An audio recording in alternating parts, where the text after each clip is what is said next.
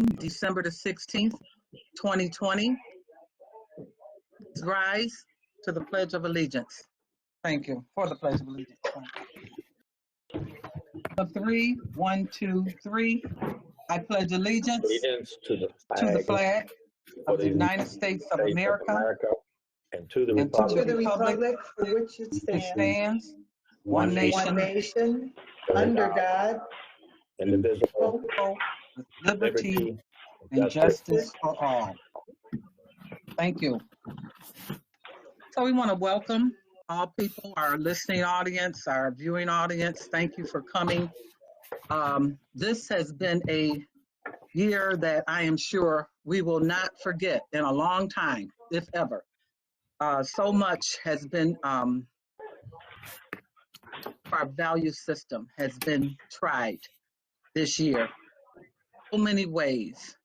And national, international, as well as local basis, we have all experienced challenges. For me, it has allowed me to understand that we have more commonalities than we have differences, and that we are all in this together. First, I want to thank you for entrusting the education of your children to us. Schools, we do not take it lightly. It has not been an easy decision not to open up our schools. Our concern has always been safety for children first. We feel that do what is right for children, the adults can follow along. Do know our children need support. Big way. Not going to take that lightly. We are going to put certain things in place to make sure that our children recover. We are going to endure this. So I want to thank all our staff, the superintendent, the board members, our students for being resilient. Young people, that life is not going to always deal you a fair hand, that you're going to have to be able to be flexible. And this is what this is teaching us. And to our students, I want to apologize to you because the adults in this equation did not get it right.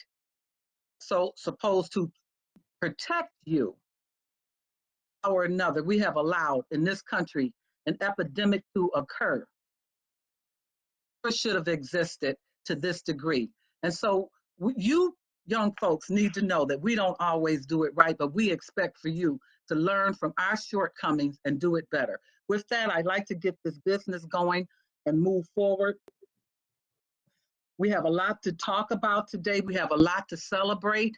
I have tears in my eyes about one of these celebrations that we're about to do. It's tugging at my heart. So if I start crying, just know that it's because I'm sincerely sad to see one of our stellar educators exit. I just want to grab her and hug her and kiss her right now. Dr. Cash, I'm going to turn this over to you for your superintendent's update. Thank you.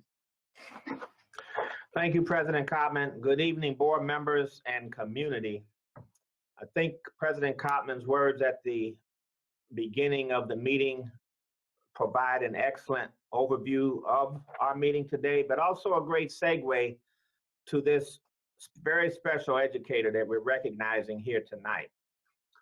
Certainly a protector of children and value set that we all share because it's been her core values over these many years of service to do exactly what great educators do on a daily basis. Terry, how are you? I see you. Wave at it. Okay.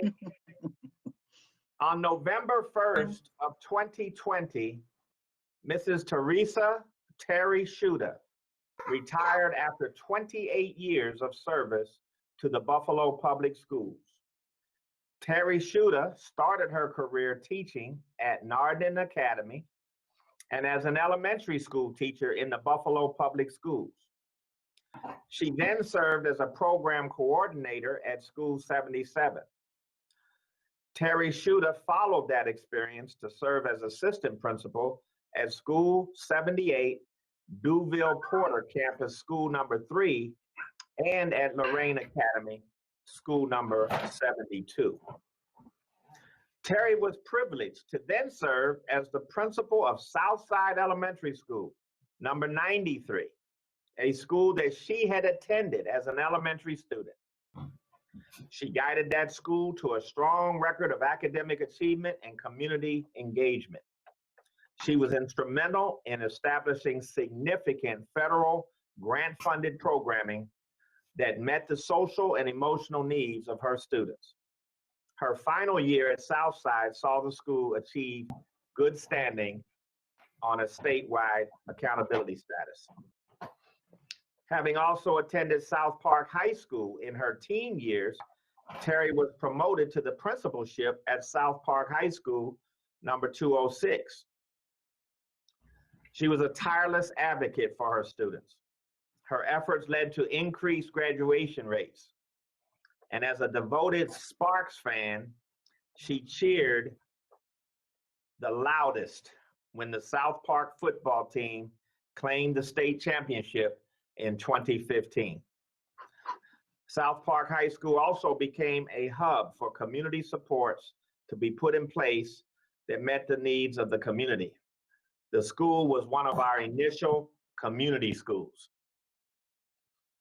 Terry Shuda is known for her relentless marshaling of community resources to improve the well-being of students. She was also personally connected to and supportive of her students, staff, and families. And I've seen her in those hallways and in those classrooms, and she knows the students by name, even though that's one of our largest high schools. She has been unwavering and consistently positive about the critical role that schools can play in transforming the lives of students. In sum, the mayor of South Buffalo, as I have often heard her called, gave her heart and soul to serve the belief that every student has a right to an equal and high quality education. Congratulations, Terry Shuda. You will always be dear to all of us. God bless you, and we love you. Thank you. Thank you.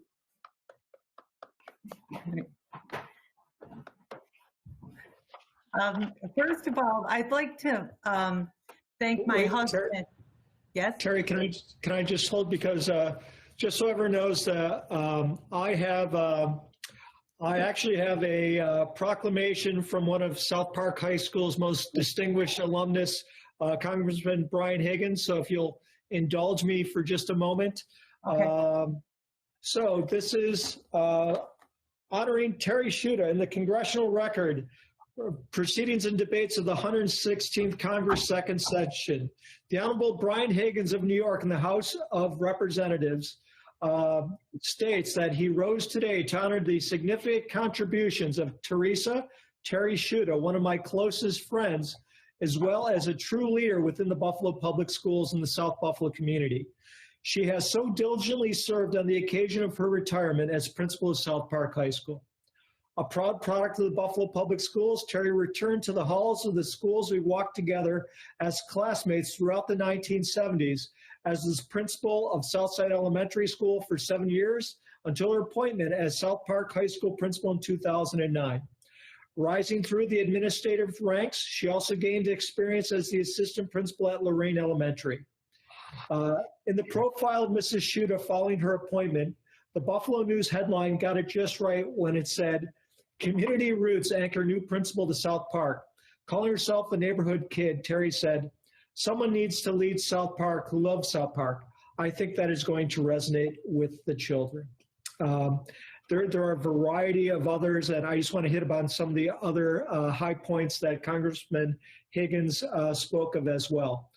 Terry's enormous contribution to South Park High School has not gone unnoticed. In fact, she has been recognized for fostering accountability in the high school, which resulted in a 10% increase in its graduation rate over the past several years. She also pioneered the Bright Lights of South Park program. The program highlights successful South Park graduates as a source of inspiration for current students. Students can then use that inspiration as motivation for their academic work and to live up to their full potential. She oversaw the well-received and extensive building renovation project, the successful 100th anniversary celebration, including the 2016 release of Our Fallen Warriors Remembered, a timeline of the more than 150 South Park students who lost their life in service to the country. Amazingly, Terry has always found time for others as she is active and passionate community volunteer. Terry was awarded the organization's Campaign Volunteer of the Year award in 2019 in recognition of her outstanding commitment to United Way. Her professional achievements and personal contributions earned her the well-deserved recognition as one of the 42 extraordinary women featured in the book, Women in the City of Good Neighbors. Her work with the United Way, local charities, and families in need has positively impacted and inspired so many individuals as she personifies the values of faith, friendship, and service others instilled in her as a member of the drilling family of Lilac Street. She and her husband, Michael Schuta, a retired Buffalo police officer, continued that tradition of service with their daughter, Katie, who has followed in Terry's footsteps as the principal of the Buffalo Public Schools School of Culinary Arts and Management. Katie and her husband, Jonathan Whiteside, have recently had a son, Joseph Michael Whiteside, adding proud grandmother to Terry's many titles. Their son, Michael, holds an MBA and works as a senior accountant for PCP, Piziotronics in Cheektowaga, New York. So with that said, the congressman wanted to thank all of his fellow members for allowing him to honor his friend, Terry Schuta. As she is proud of all of her accomplishments, the indelible mark she has made in uplifting the lives of her South Park High School family and the legacy she has left for others to follow in her school and community. From Congressman Brian Higgins, a very nice and accurate tribute. Thank you very much for all of your service, Terry. Thank you so much. But I want to go on record to say that I was Congressman Higgins' senior class president. He was not the senior class president. So we always laugh about that. Woo! I want to, first of all, I want to thank my husband, Mike, and my kids, because we talk about it takes a village to raise a child, but it takes a family to support a principal when you're doing the hard work day to day for nearly 20 years. So I want to thank my family. You know, I was lucky to see the art of leadership through strong women in the Buffalo Public Schools. I came through the powerful example of Marion Canedo, Yvonne Hargrave, Rita Eisenbeis, Roz Taylor, Evelyn Pizarro, and they were just a few of the women that let me know it was okay to be a strong leader as long as you were working hard for children. And that's what I do believe that I've always done. Dr. Cash, you've often told us that to make sure you have a team of people you can count on, have someone you can call, who you can work with. And boy, was I lucky to have two assistant principals that were with me during my whole tenure. Natalie White, outstanding at Southside Elementary for 7 years. And she was the person that helped me orchestrate school improvement to a school in good standing. Mike Morris, all of you know that it is not the Terry Schuta years at South Park High School, it's the Terry Schuta, Mike Morris years. We were together for a decade. And Mike has done a phenomenal job during my illness, taking over during the pandemic and just doing outstanding work. I do appreciate so much the support, Dr. Cash, for all and all the superintendents that I've worked under, the board staff, the Board of Ed. I see Sharon and Lou, we've been together a long time. And I just so appreciate also all members of the Buffalo School family that have worked so hard. Thank you to South Park High School, Southside Elementary, the students, the staff, the parents, my community. I've often said, it's okay to do your life's work where your life is. I've lived my life in about 10 blocks, and boy, what a wonderful career I've been able to have, and most that a lot of educators dream of. And so I want to thank you for letting my dream be answered. And Darren Brown, remember the day you and I, when you started, the I first do. day at South Park High School. And I was Absolutely. down there helping. And I Yep. remember Darren walking in, and look at how wonderful Darren has done and contributed. So I don't think my advocacy is over. I have my grandson here on the side who wants to probably say hi. And he is waving, there he goes. And we just want to, our family wants to thank you. My mom was so proud because she would say, my mom was the clerk at the little neighborhood store across the street, down the street from South Park. And she would tell her neighbors, God, aren't we proud of the little girl from Lilac Street? So thank you for giving my mom that moment. And I will see you in the future as I continue my advocacy for kids. Thank you. And Merry Christmas, Happy New Year, every holiday. Thank you. Thank you. Thank you for your service. You're you're killing me today, Terry. You're killing me. That's my kitchen cabinet buddy. I've always been able to depend on her to get sage wisdom and advice and support. And me today, you really are. I hate, I know we're going to continue to work and fight for these children, but this legacy is cut. For Buffalo Public Schools is ending today, but not the advocacy work. Are there any other board members that would like to give a shout out to and we really should honor her as Dr. Shula because she's really done a phenomenal job. Terrence? Yes, Dr. Shula, I know I've always been very impressed with your work. Kids from the east side of Buffalo always talked about you and your efforts that you put into their lives. And I could just go one instance. I came to see you a couple of times, but one time he was in the office and a young lady came in, a student came in crying. She was in tears, and it just touched me to realize that you're a mother to these children, a mother and a grandmother, and that there's no way anybody can replace you. So thank you. Thank you. So I just wanted to say that it's been my pleasure to work with Terry.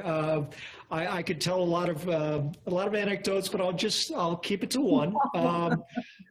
When I was on the board, I remember one of my fellows, I would use Terry as an example of all the different things that she was doing. And she was always able to marshal support from the community and get staff and her school engineers and all these people to come together to do great things for her two school buildings. And one of my board members whispered to me, said, stop talking about all these things that Terry does. None of us can get done what Terry does. So Terry, I thought that was a very nice tribute to you because you've been able to accomplish so much for both South Side and at South Park. And you're going to be missed. You're going to be missed sorely. Thank you so much. And I just really just so am grateful for the opportunity. And I thank the city. The mayor's been great to me. And we've just, it's been a wonderful opportunity. And I just hope that, and when Brian had said that it was a 10% graduation rate, I believe it was 30. So when we went in, it was in the 30s, and I think we hit 70. And that was our thing, giving the opportunity for high-risk kids to get high school diplomas. That was our mission. So thank you so much, and I'm sure I'll see you all again. I have one more accolade coming your way. So board member Jennifer Marcuzzi has asked to say a couple of words.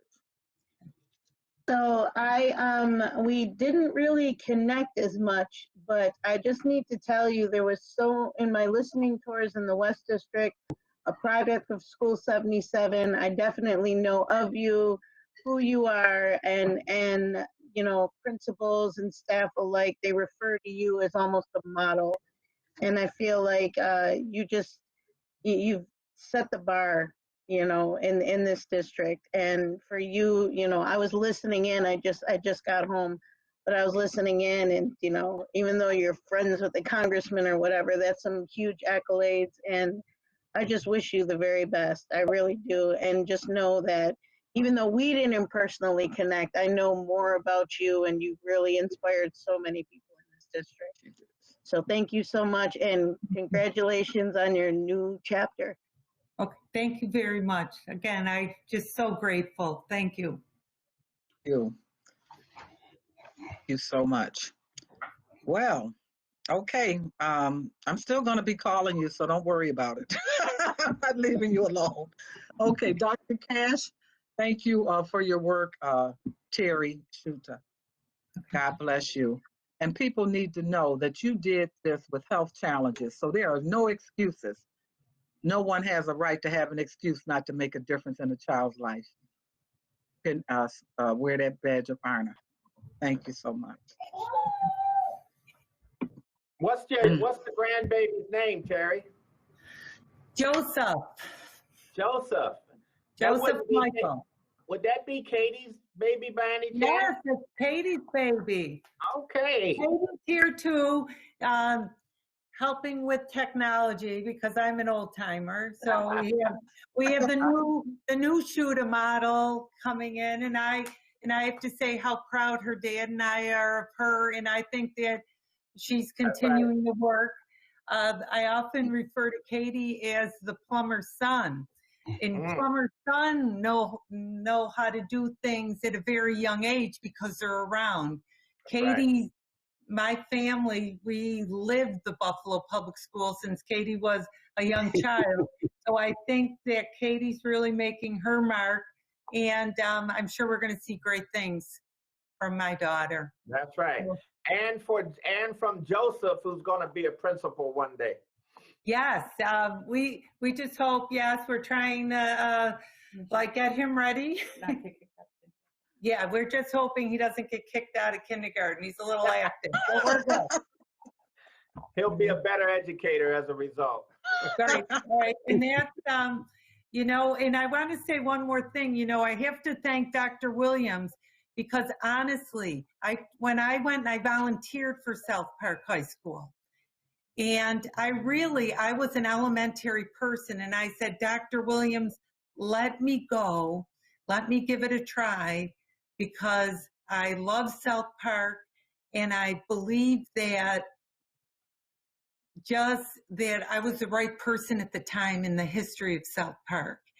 And so I am very thankful to Dr. Williams for giving me that opportunity.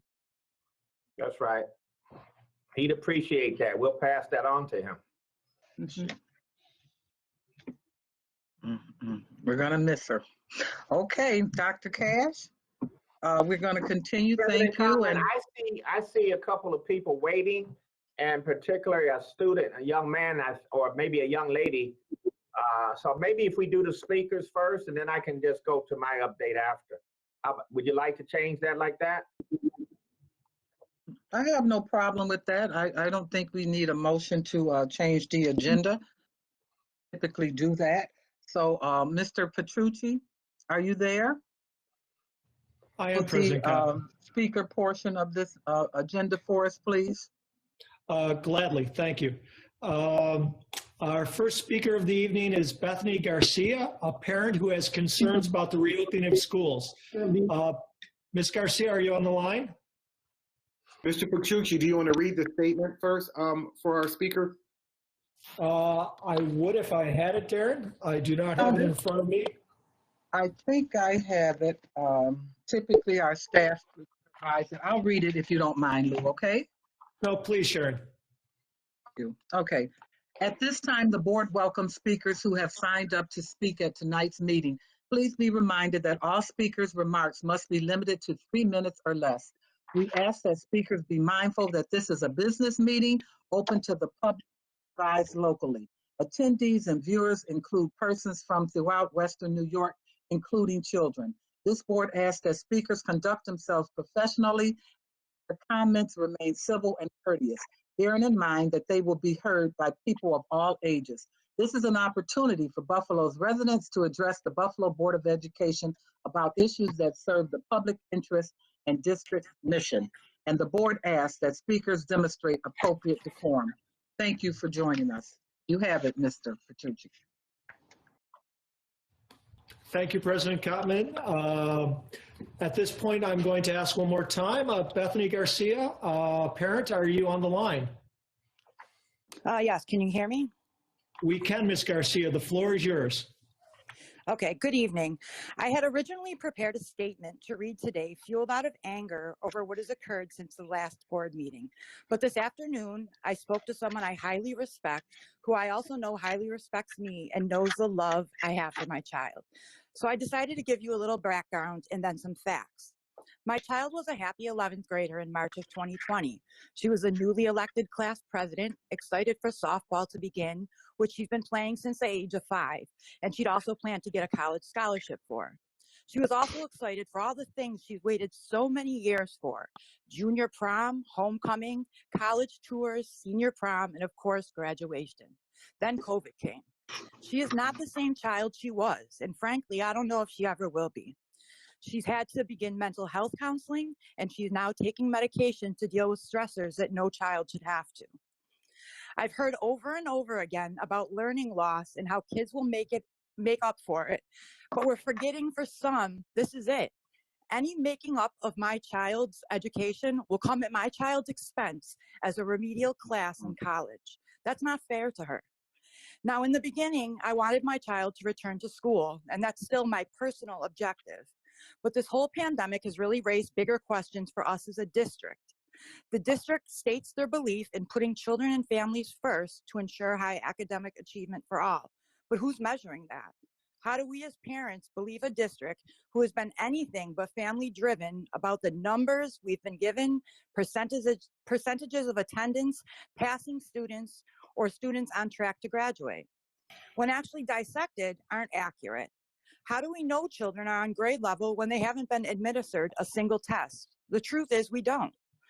Who's making sure that the board knows that all a child has to do is log in for 5 minutes on any given day and they are marked present for the entire day?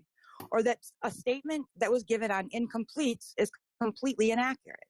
I went to a school-based meeting as suggested by the president of the school board, and I found out my child's school alone has over 1,000 incompletes for the first semester. Has any board member asked to see the data without the criteria-based schools such as Da Vinci, Olmsted, Hutch Tech, and City Honors included? Because we all know the majority of them are doing good, but without them included in our data, our school district's a much different picture. Schools have been deemed safe to open. Even Hamburg, who had the highest percentage of COVID just 2 weeks ago, is getting students back in the building. As a result of this pandemic, children and teens, especially in the city of Buffalo, are dealing with economic devastation, housing insecurity, social isolation, disrupted schooling, and potentially a loss of life in either their family or their local community. Child psychiatrists have seen a significant spike in anxiety and depression among young people and report a growth in young people coming into hospitals with dangerous psychiatric emergencies. I know you guys will say we have programs for all these needs. And yes, on paper you do. It looks great. But the engagement in those programs is not enough. When only 3,000 families responded to your survey about reopening in a district of 32,000, it should have been a red flag. If one family isn't heard or doesn't feel like they're being heard, true family engagement is not happening. Dr. Cash and the board, I know a lot of us may not fit your narrative, but some families are drowning. And when we try to speak out, we're silenced. We cannot allow that to continue. It's about statements that were made, like the other day, when it's not, you're making statements saying it's not safe for you to be outside, while ignoring the fact that 90% of your district is living in poverty, and the parents and a good percent of your upperclassmen have no choice but to go out in these conditions every day as essential workers. That was hurtful. There is no right or wrong here. We're all just parents who are trying to do what we believe is best for our children, and that's our right. I am a New York State credentialed family advocate at a local mental health agency, and I'm sorry if my advocating offends anyone, but sometimes things just need to be said. It's not just about opening schools anymore. It's about improving communication and respecting us as equal partners in our children's education. It's a promise Bethany? all of you made. Are we, you're way, I try to be indulgent, but you're way, and one more way Okay. over time. Could you please wrap it up? We'd appreciate it. Thank you. No problem. Many of us are just asking for a seat at the table when these things are discussed. You guys only have to deal with the repercussions of this as long as you are board members and superintendent. We have to deal with the repercussions of this forever. Let's stop the arguing and begin to be honest about what's working, and let's be honest about what's not. And starting tonight, figure out how to validate every parent, district employee, and student. Nothing about us without us. Thank you. Thank you very much, Ms. Garcia. Next, I have Tyler McDavie, parent, with respect to the return to in-person instruction. Yes, can you hear me? Yes, we can hear you. The floor is yours. Thank you. Yes, I am a parent of a first grade student at North Park Community School. And I also want to use my time to urge the district to provide in-person instruction to families that need it right now. When schools were first closed, we didn't know much about this virus, how it spreads, who it impacts, what the outcomes are for those infected. Now we know more. The risk is not zero, but it is quite small in schools, especially with rigorous precautions in place. I'm a special education teacher outside of the district, and my school has several precautions in place as we have had a hybrid model going since September, guided by the Department of Health recommendations. These measures can and should be taken to get kids back in the classroom before March. Our students should not be spending a full calendar year without the educational, social, and emotional benefits of being in a safe, compassionate, structured learning environment. My son is very isolated. He gets precious little time to have conversations, important 6-year-old discussions about dinosaurs or robots or aliens, and these conversations are crucial in our young people's lives. The teachers have had a monumental task of trying to teach fully virtual. It's evident to me and many of the other parents that they're working incredibly hard and evolving and learning as the year goes on, but sitting in front of a screen for 2+ hours straight every morning is really tough for these early elementary students. My son is bored a lot. Not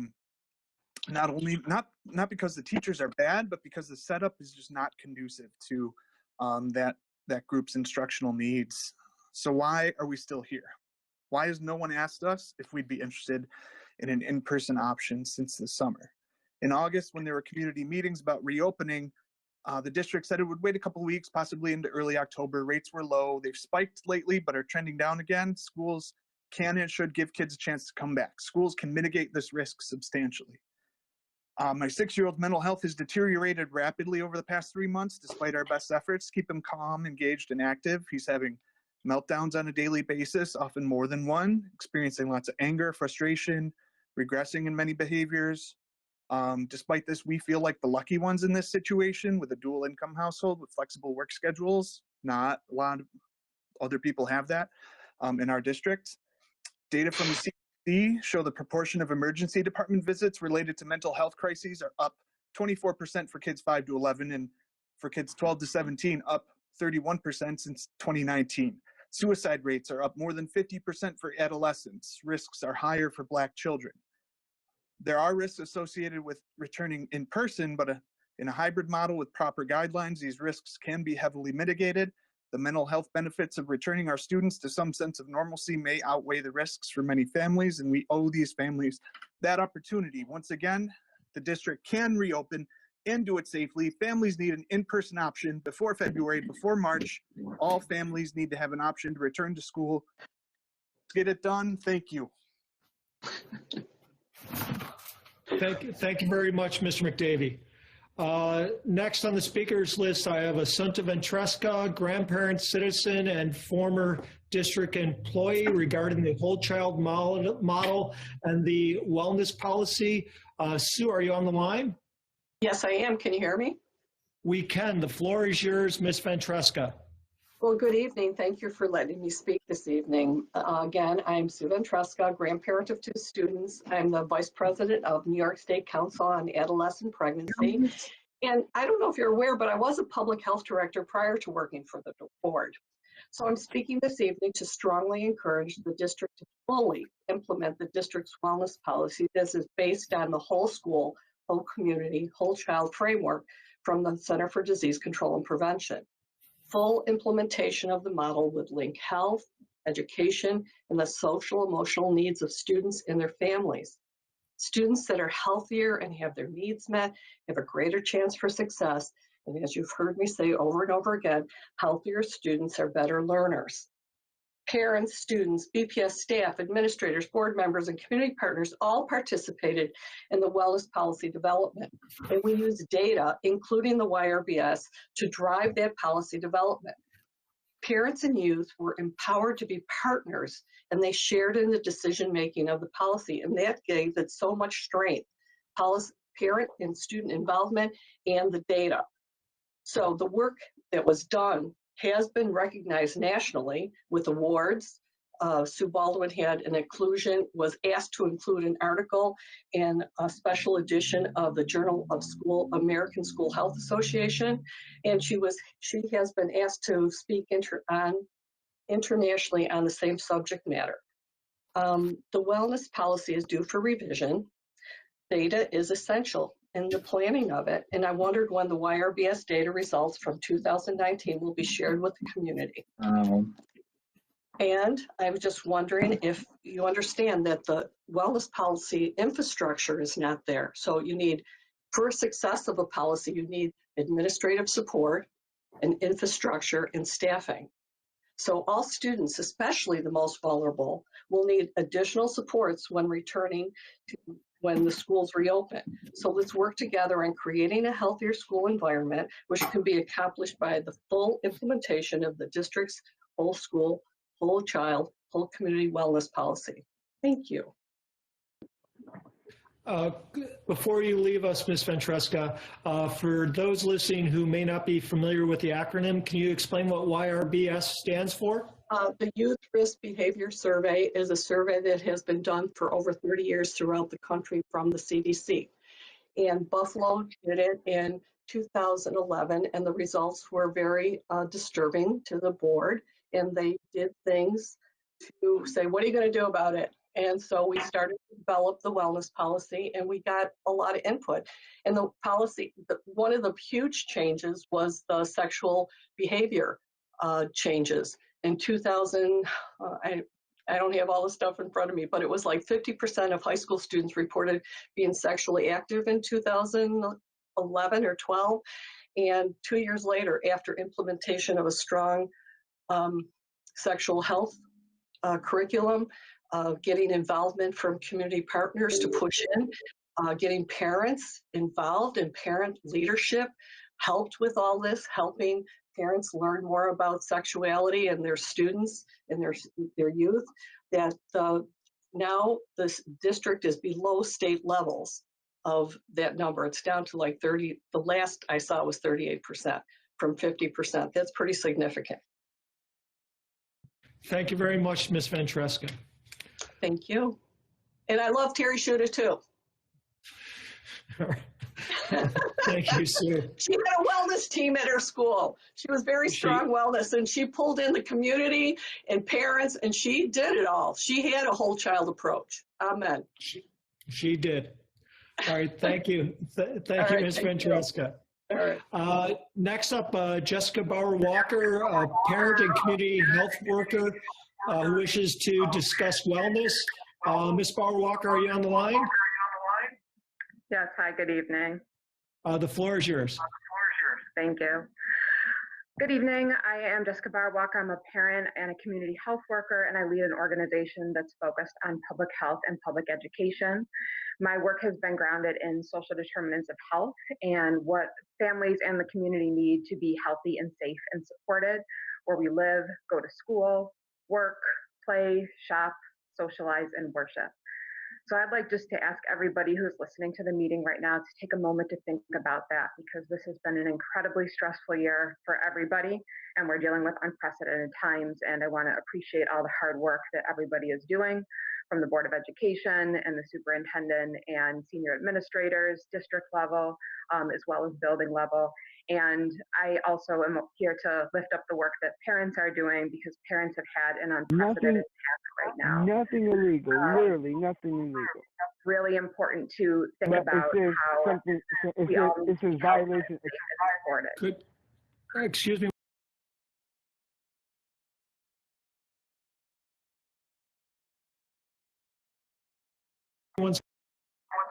Walker.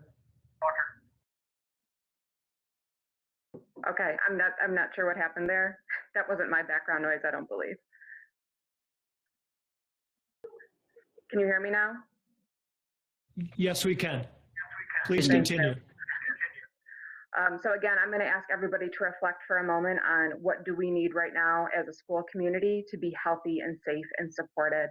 In my work as a community health worker, I work with all types of families. I help them navigate through the district as well as Department of Social Services and Public Assistance, help them to figure out their housing situation, healthcare and mental health, all kinds of things.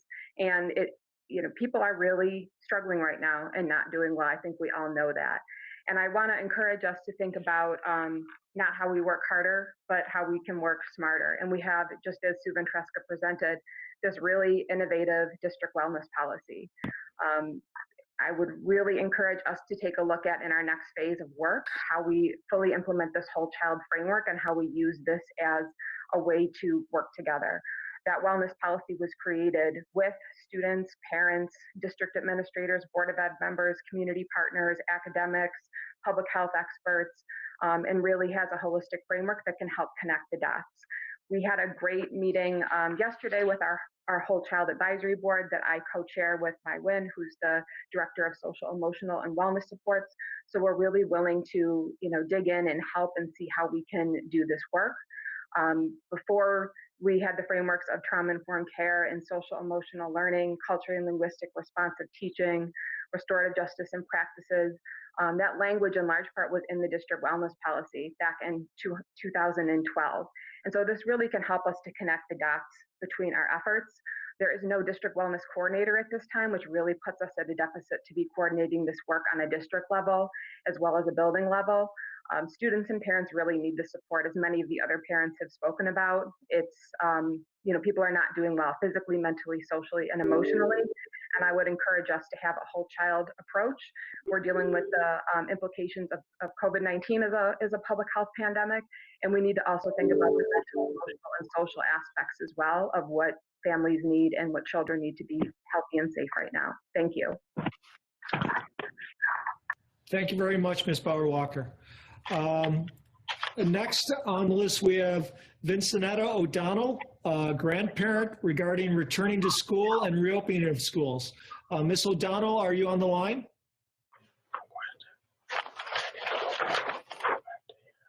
Ms. O'Donnell? Last call for Ms. O'Donnell. Okay, I will move on to our next speaker.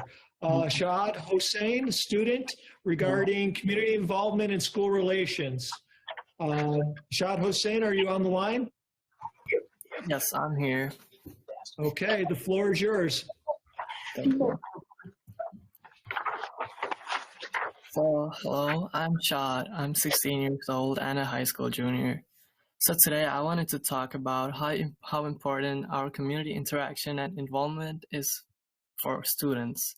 So I'm part of my school student government, and our main goal for this year was to come up with ideas and facts about our community and things that we can do better.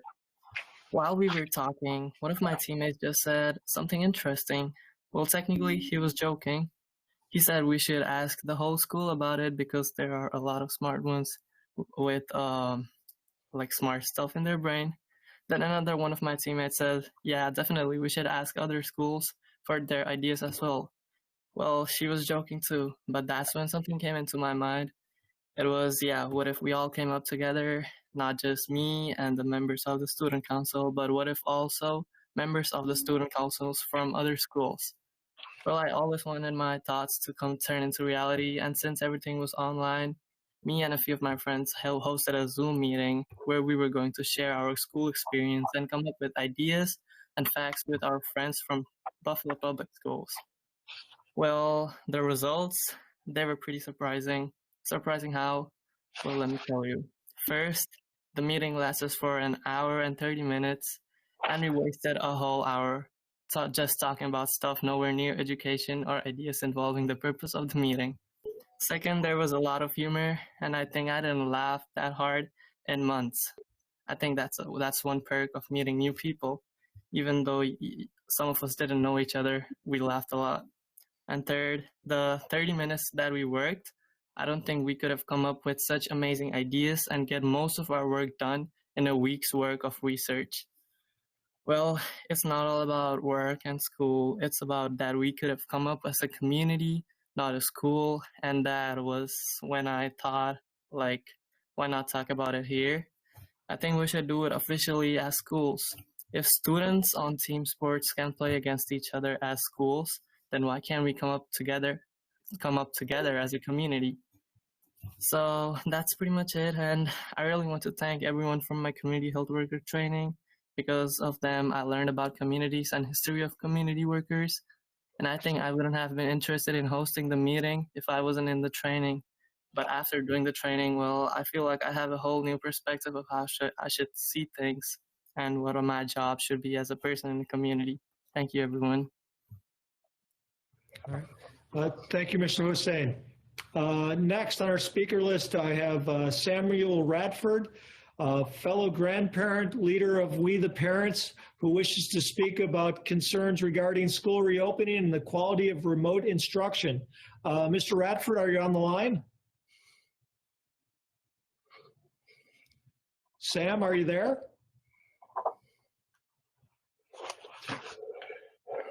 I'll ask one more time. Mr. Radford, are you there? Okay, not hearing from Ms. Radford, I will move on to our next speaker, Rachel Fix-Dominguez, parent and co-chair of the BPTO, who wishes to speak regarding keeping the BPS safe. Ms. Fix-Dominguez, are you here? I am here. Can you hear me, Lou? We can. The floor is yours, Rachel. Thank you. Hi, I'm Rachel Fix-Dominguez, co-chair of the BPTO, which is one of the largest parent groups in the district. Our COVID numbers are very high in the United States right now. We have unchecked, uncontrolled community spread across the country and right here in Buffalo. Every day I hear from another friend or relative about someone who's got COVID. I hear about it ripping through families who live in 3-generation households. I hear about kids' grandparents who are feverish, hallucinating, and vomiting, but when they go to the hospital, they're not admitted because their breathing and their pulse ox are okay. I hear about people who have lost a dozen friends or more to COVID. It is contagious and we have no immunity to it. It's not a joke or a hoax. What we do about schooling in a pandemic requires our leaders to look at the big picture and make a set of decisions that will keep the largest number of people safe. Education leaders like yourselves are not charged with putting politics or money first. You're charged with putting people first. Our students, our parents, our teachers, our teacher aides, our bus drivers, our bus aides, our cafeteria workers, our school nurses, our janitors and engineers, our administrators, these people's lives are important. We have to think about the system as a whole and put the greatest value on health and safety. As parents, we are making very significant sacrifices. But what else can we do? We, like everyone else around the world right now, are choosing from a bunch of bad options. It is striking schools all around the world. Many of them are veering wildly from remote to in-person to remote again. Meanwhile, school remains steady. Our students have had the same teachers every day. As the Buffalo News reported, our rates are the lowest in the region. That is exactly because we have remained virtual. Our effort to curtail the spread is working. We are keeping our community members safe with this strategy. In our very active Facebook group, not a day goes by that I don't see people helping each other. Have an IT problem? Ask in our group and you'll have an answer in minutes. Can't pick up meals for your kids? Let us know because we've got a roster of parents willing to deliver it to you. Haven't gotten your PT card yet? We'll troubleshoot and help you with it. This is not what any of us signed up for when we became BPS parents, but we understand that the pandemic has changed everything, and we all do our best to protect our community in these extraordinary times. We reject the idea that parent choice is most important right now. Sometimes, like when a virus is ravaging the world and killing people, we don't get to prioritize the individual over the collective. We respect the strong leadership in BPS and how you have protected the lives of the most vulnerable among us. I can't even believe that I'm here having to suggest to you in the second surge of this virus that we should not bring kids back into buildings right now. We all want our children back in school. We know that it's best for them, but only when it's safe enough to do so, and it is not safe enough right now. So please stay the course and keep kids remote until we have the virus in control again. Thank you. Okay, thank you all very much. This concludes our speakers for this evening. Ms. Common, would you like me to respond? Dr. Cash, would you be kind enough to respond to the speakers, please? Yes. Colleagues, certainly we want to thank the speakers for their impassioned comments tonight. We appreciate them. The first two speakers, Mrs. Garcia and Mr. McKeevy, I like and appreciate your passion for what's going on with your children. We thank you for that. I've duly noted those situations, and I have specific staff that are going to reach out to you immediately to embrace your children and work out a plan that provides more support perhaps than what they're currently getting, according to your testimony tonight. So look for those calls, if not this evening, first thing tomorrow morning. Sue Ventresca and Jessica Bauer-Walker, as you know, we always support and are about the whole child in this district. And certainly we support the whole child model and the wellness policy, and we have a board policy that supports that. I'm a little confused that you seem to suggest that we're not addressing that. I spoke to staff today, and they fully believe that principals in schools, Dr. Tanja Williams and her department do support and are supporting this particular model. So if there's something specific that we could do better, let's continue to work together and do better. I agree with you, Jessica, that healthy, safe, and supported, making sure our families feel that way is what we need to do. Let's do it. Let's do it. Do it together. Use your staff and your resources to knit in with our work, and we can work smarter and help more people. That's certainly our aim during this time. I don't believe the grandparent got on the phone. I was taking notes, so I don't believe I heard from Miss O'Donnell. The next was student Mr. Hossein, Shayad Hossein. And not sure I fully understood you, sir, but what I did hear for sure was that you seem to have found your future calling, having listened to our board meeting. So that's a plus. If we can help you with your desire to become a community activist and help more people connect, then certainly that's a good thing.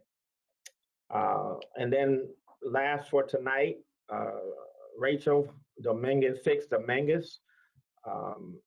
always inimitable, eloquent, and concise. She talked about this has not been a good year for anybody. In fact, this is probably the worst year I can even imagine. 2020, I can't wait fast enough to get to December 31st and tip this year goodbye. It has been horrid on a whole lot of levels. But yet we're here. We're still here. And we're here working together. And Rachel, you suggested that working together, and you gave some specific examples of how we can do it, that we can get through this. And I think that was a good way to conclude our comments for tonight. So thank you, everybody, for your comments. We are working tirelessly toward the time when we can meet again in person, when it is safe and responsible to do so. So thank you.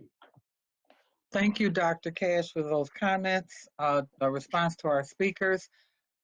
We did an agenda change in which you asked that we allow the speakers to go first, and then you would come back with your additional superintendent update. Are you prepared to do that at this time?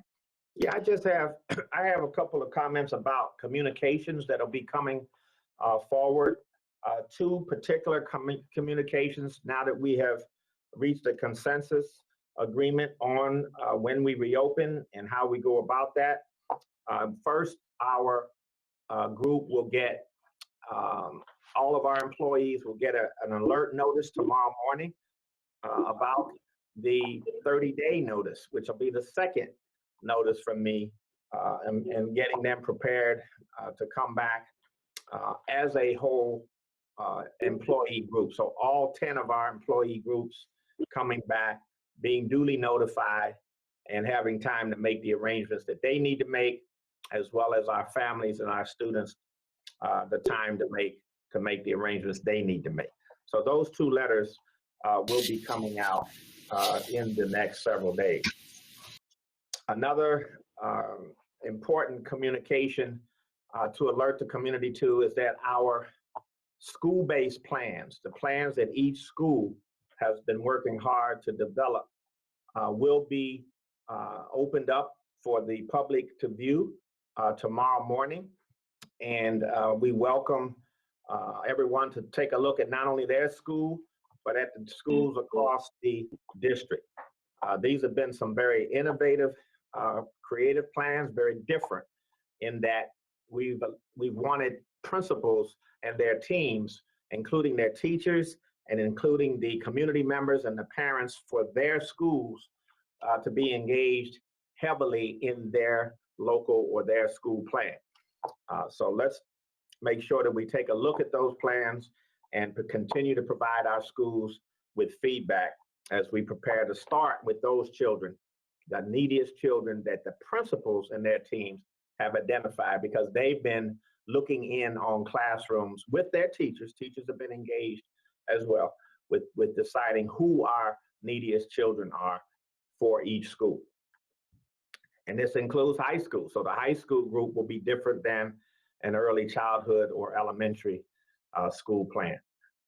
The other thing you'll see in those plans is that the district does reserve the right to modify those plans as educational needs dictate and as the status of the pandemic dictates. So for example, as the one gentleman talked about his young son, the 6-year-old, who we do have concerns about at this point in the year, regardless of need, special need, language, or other. If you're young, it's a concern. So we're making arrangements to try to make sure that on top of the school-based number, that we also bring back pre-K through 2, pre-K through grade 2. I've signaled to the schools and to the operations teams to begin to bring back as well in that first group, And then at the high school level, in conjunction with some of the things that we've heard tonight, that we like to focus on the seniors. Some of the seniors, who are working, some of the seniors whose schedules have them way offline from the regular school day. Let's get them back on track and focused upon as soon as we can. We certainly have some supports going now for seniors, but I'd like to see them back with us in person within that first group that we open. So those are the kinds of things that you'll be seeing as we go forward in this plan. I had another lengthy conversation today with Dr. Dennis Quo, our medical director. He still holds with his recommendation, stands by it.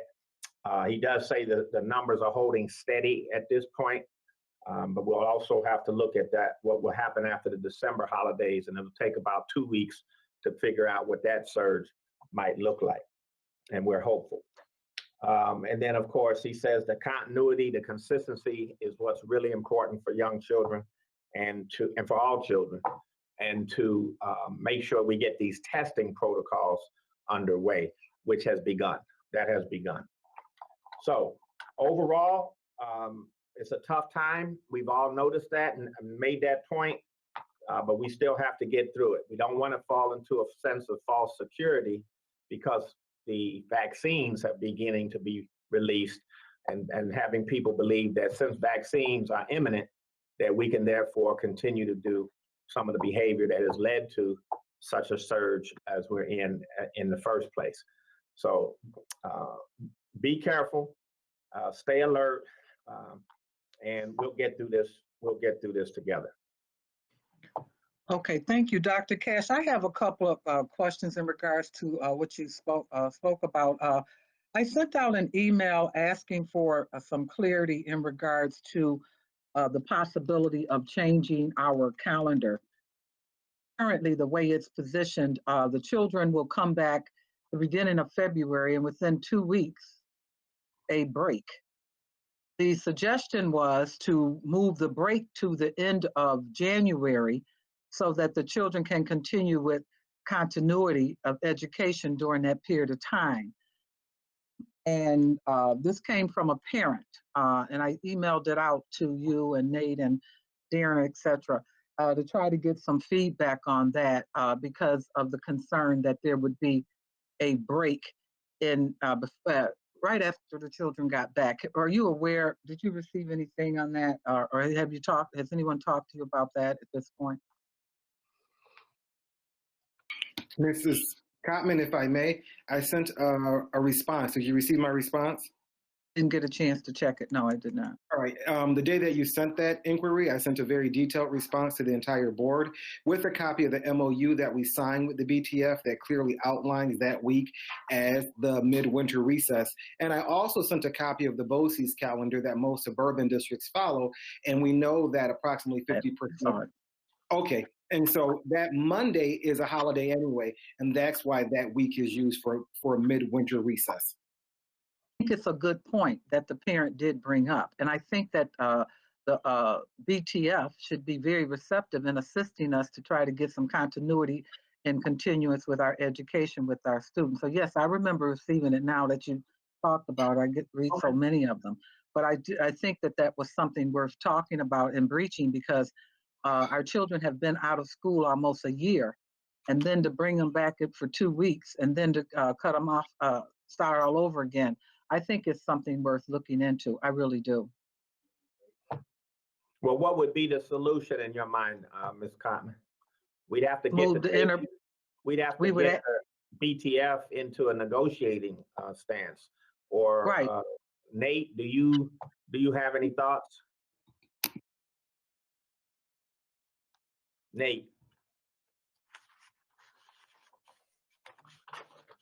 Well, maybe Mr. Kuzman is not there. We can come back to that once he's available. But my concern is making sure that the children continue with the education. And yes, Mr. Brown, I do remember reading your, you brought up the calendar and et cetera, et cetera. I do remember seeing that. We have a board member's hand up. Mr. Your hand is up. You have something to say on this? Yeah, I just wanted to respond to Dr. Cash's comments with updates regarding reopening. I've begun having chats with parents and teachers and BPS stakeholders. Had my first one this past Monday, and I'm going to start doing them weekly. I thought it was very helpful, very informative. It helped me get a deeper understanding of what parents and teachers are dealing with right now. And there's just, people are stretched thin. And they are really just ready for their kids to return to school. I think there is a consensus that they understand with this surge we're currently facing, that right now is not the time, but people want to really have some faith in a timeline, in a plan that we're going to execute when the time is right, February 1st, hopefully. And just beyond that, the other themes that were shared was parent and community outreach, equitable access to education, better communication. There was really an emphasis too from both parents and teachers that when we get a survey going again in January, that we really do a massive push with that survey so we can really get broad input from hopefully close to, I think our goal should be 100% of our parents to really know where they stand on this, what they want for their children, when the opportunity is there for them to return. And then the last thing, I think, Dr. Cash, you clarifying that pre-K to second grade is a priority right now for all of our buildings. That is helpful information that many parents that I speak to, they're parents of the younger children. So that is helpful to know that they are falling in that first priority group. That is all. Thank you. Thank you. Next hand up is Mr. Hurd. Hurd, you have something?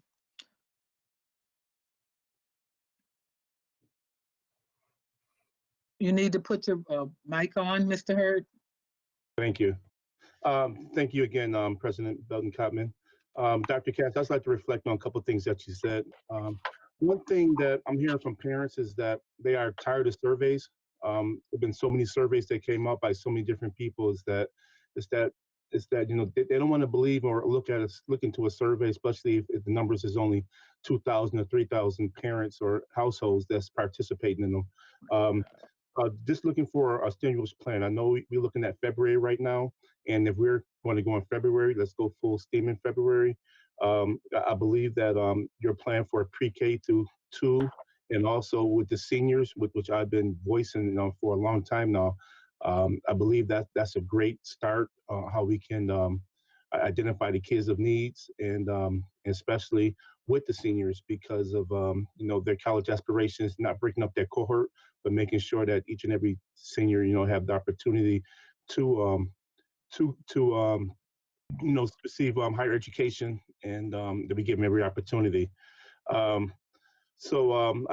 do agree with the plan, and I do believe in what you talk about, the science, and it also we look at the science, and we had Dr. Quill speak to us last week about this about the pandemic and the levels that we're at right now. So there is still a huge hazard, that is out there for our children, our staff, workers in the schools, and we need to continue to look at those numbers also. And yes, you did mention about the vaccination that's out right now, and I would like to know, when would that vaccination be afforded to our teachers and staff members, and so that we can look for reopening schools. Dr. Quo suggested that, thank you, Mr. Hurd. Dr. Quo suggested that it probably won't be 6 to 9 months before the average citizen starts getting the vaccine, 6 to 9 months. And right now, teachers are in the back of the line. I feel that educator staff should be close to the front of the line on this, particularly when folks are pushing for schools to open and yet aren't protecting those who be most at risk with this. It's a bit of a fallacy, colleagues, unfortunately, and I don't want to get deep into it, but it's a bit of a fallacy that schools somehow are safe. They're not safe if adults in the community aren't safe and aren't doing what they're supposed to do. It will come into the school. Schools are just microcosms of the larger community. And there's studies that have shown this, but we tend to be buying just this narrative about schools are safe. Well, yeah, children don't spread inside the school, but the virus is getting, people are getting infected from outside the school, may not know that they're infected, may have asymptomatic symptoms, and come to school and be there for 2-3 days before they even know. And then here we go with an outbreak at the school. So there's just a lot of things. I don't want to, go on and on. I could, but I won't. But the bottom line is that the COVID vaccine won't be available probably to us as educators and as regular people, lay people, for another 6 to 9 months is what. These are very selected vaccines. They're not even licensed, really. They were developed under an emergency situation. So that means there's a limited supply, and they'll be given out accordingly to frontline healthcare workers primarily. And I'm sorry. Yeah. I seen a report this morning saying that the educators will be in phase 2 for the vaccinations. And well, they may have changed. That's not what I understand when I look at the metric. I saw that we were pretty far back in the line, but we'll see. We'll see what they say. I certainly advocate for that, for us to be there. The other thing, colleagues, that you need to know is that we're trying to help. And you remember this, Terrence, a couple of months ago when you were even advocating for giving more time for those students to get vaccinated who weren't able to get vaccinated. And I'm talking about the MMRWC, mumps, measles, rubella, whooping cough, and the like. And those are very serious childhood diseases. And we're kind of stuck on 750 to 800 of those students who still have not gotten that vaccination. And so if you bring those children back in the middle of COVID, they're at particular risk, I think, not only, and then others are at risk. So we don't want to compound that situation. Now, what I did talk to Dr. Quo and Dr. Tanja Williams about is I want to, and Will Carestas is going to be our lead, Dr. Carestas, I want to activate that mobile health unit and try to bring that number down considerably, starting this week, starting next week. But until we open February 1, by mid-January, I want that group of students to have gotten their vaccines. And we're going to take that mobile unit around to the schools and to the communities and invite them to the schools to get that vaccine. That has got to get achieved, in my mind, before we open. It's too dangerous to have so many children starting to come back, and we still haven't gotten immunity for COVID. So that I hope answers your question, and then adds a little bit to it. Thank you. Thank you, Dr. Cash. Additional hand that came up. Your hand if you're through. So the initial conversation I asked about the break. Sharon, that was me. So when you're done, that was The my initial hand. conversation, I didn't get a resolution, or I didn't get a complete response in regards to checking into the possibility of that. I understand that we changed the calendar recently, and we were able to do it. The union didn't have a problem with it that time. Is it possible for us to consider that, considering that our children will have a break? My apologies, Lou. I wasn't able to see your hand. Go ahead, Vice President Petrucci. Thank you, President Cottman.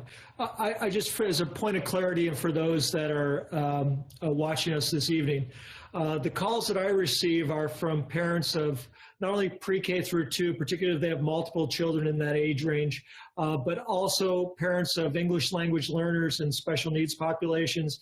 They seem to be particularly struggling at this point. Just so that everyone knows, Dr. Cash, are we anticipating bringing them back as of February 1st as well? They're going to be part of our first group of students to return? Yes. When I look at the school-based plans as a whole, many of them do have elements of those populations in their plan. Not necessarily all E&L students and all special needs students, because there's a continuum of each of those groups. They're not all kind of one size fits all. So they're certainly in the plans. One teacher wrote me a long letter, and she made an interesting educational point. I just want to share it with you. She said, Dr. Cash, on the surface, it looks good to bring back your special education and E&L students in this first round. She says, I'm a special education teacher who also has E&L students, because there's overlap, right, sometimes. And she says, when we're online, I can see the children enunciate, pronounce, and develop their vocabulary and their word fluency much better than if we were in school. Because if we're in school, in person, we have to have masks on, and we have to stay distance. And I don't see and can mark and track the enunciation, the literacy, the word fluency. It just was an interesting point to consider. It doesn't mean writ large and therefore, oh my God, we just stay remote. No, it's just that she's able to see her students and get a better tracking of their development when she can see them. The mask on all day is a challenge when the key issue is enunciation and being able to mouth certain sounds and word groupings that you have to be able to assess as a teacher. But short answer is that many of the populations within those larger populations are in these school-based plans, particularly as we say tier 3 and then some tier 2 students. So many of them are, but as a whole answer, yes, for all of them, K through 8 or pre-K through 8, that would be a no. Thank you very much. Thank you. Thank you. So if all minds are clear, let's move to the next step. I need a motion to accept previous meeting minutes for November the 18th and November the 24th. We have Terrence Hurd and second by Mr. Petrucci. All in favor? Are there any questions? Favor? Raise your hands. Aye. Okay. All right. Any noes? Okay, unanimously approved. Thank you. All right. Next, we have up our committee reports. We have December the 2nd work session and December the 9th work session. Does anyone have a report in regards to that? In addition to that, this is also the time that board members who currently are not necessarily committee chairs can also share that the work that they're doing outside of the committee. I can remember not having a committee chair for a period of time, and I started the Western New York, started working STEM during that period of time. And I reported out every meeting associated with STEM, and we are still growing that section of our school district. I have board member Terrence Hurd hand up first, and followed by board member Dr. Kathy Evans. And then third, I have Vice President Petrucci. Okay. Thank you. We'll go back to last week to our December 9th Educational Support Committee meeting. One of our agendas, and I believe every school board member has been saying the same thing, is about stopping the school to prison pipeline. And this is one of the things that we focus on, and as we move forward, on our agendas. And we know that, education is much more prevalent now, during the COVID-19 pandemic. And we continue looking at our graduation cohort every year and watching it grow. And our district has reported that this year we have over 75% graduation rate right now. That looks like for our 2020 graduation. And we have over 76.2% graduation rate. Thank you, Dr. Cash. But we know that still isn't enough. It's still more that we can do, and it's still more that we have to achieve to reach our goals. 76.2 is a prosperous number throughout the COVID, but we know our kids can do more. Our teachers are working very hard. Our administrators went beyond the call of duty to initiate some of the programs that's going on now. And one of the things that we talked about is our graduation. These are dire times, dire circumstances, and they have developed a robust plan for our 11th and 12th graders and for college preparation. On December 9th, we had a presentation by David Hills. He's Associate Superintendent for Schools and Leadership. Martha Young, she's the Director of Guidance and Counseling Services. And also a team from Say Yes, David Rust, brought in Betsy Bernard, Tommy McLean, Daphne Ross, and Ikari Rivera to talk about some of the things they've been doing in the Buffalo Public Schools for our 11th and 12th graders to afford them graduation. We went on about our 2017 cohort review, and that includes building administrators, the guidance counselors, the designated data for champions, how to champion our kids, and work with them so that they can be prepared for college and higher education, whether it's a college or whether they go into a preparatory school or whether they go into a career and technical program. So So we looked at, we talked about our data dashboard, and we have a live graduation tracker that was developed by the OSA and the secondary associates of school leadership and principals. They all work together to look at our number, which we came up with for our graduation, our possible graduation rate, and how we can move forward as a district. Now, we all feel that this is very important as we build our base for our schools, since our kids are practicing remote education. And how are our, and the questions came up, how are our guidance counselors or our principals reaching out to our seniors and helping them prepare for college applications, how to fill out scholarship opportunities, how to look for different tools that can help them, achieve their goals. What Say Yes has to offer for college, and the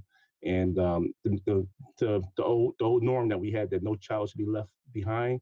And that's one of the things that we're looking at right now, is making sure that every senior is represented and make sure every guidance counselor and principal is working with our senior class moving forward. So parents should be feel confident that this district is working with it. They use video tutorials.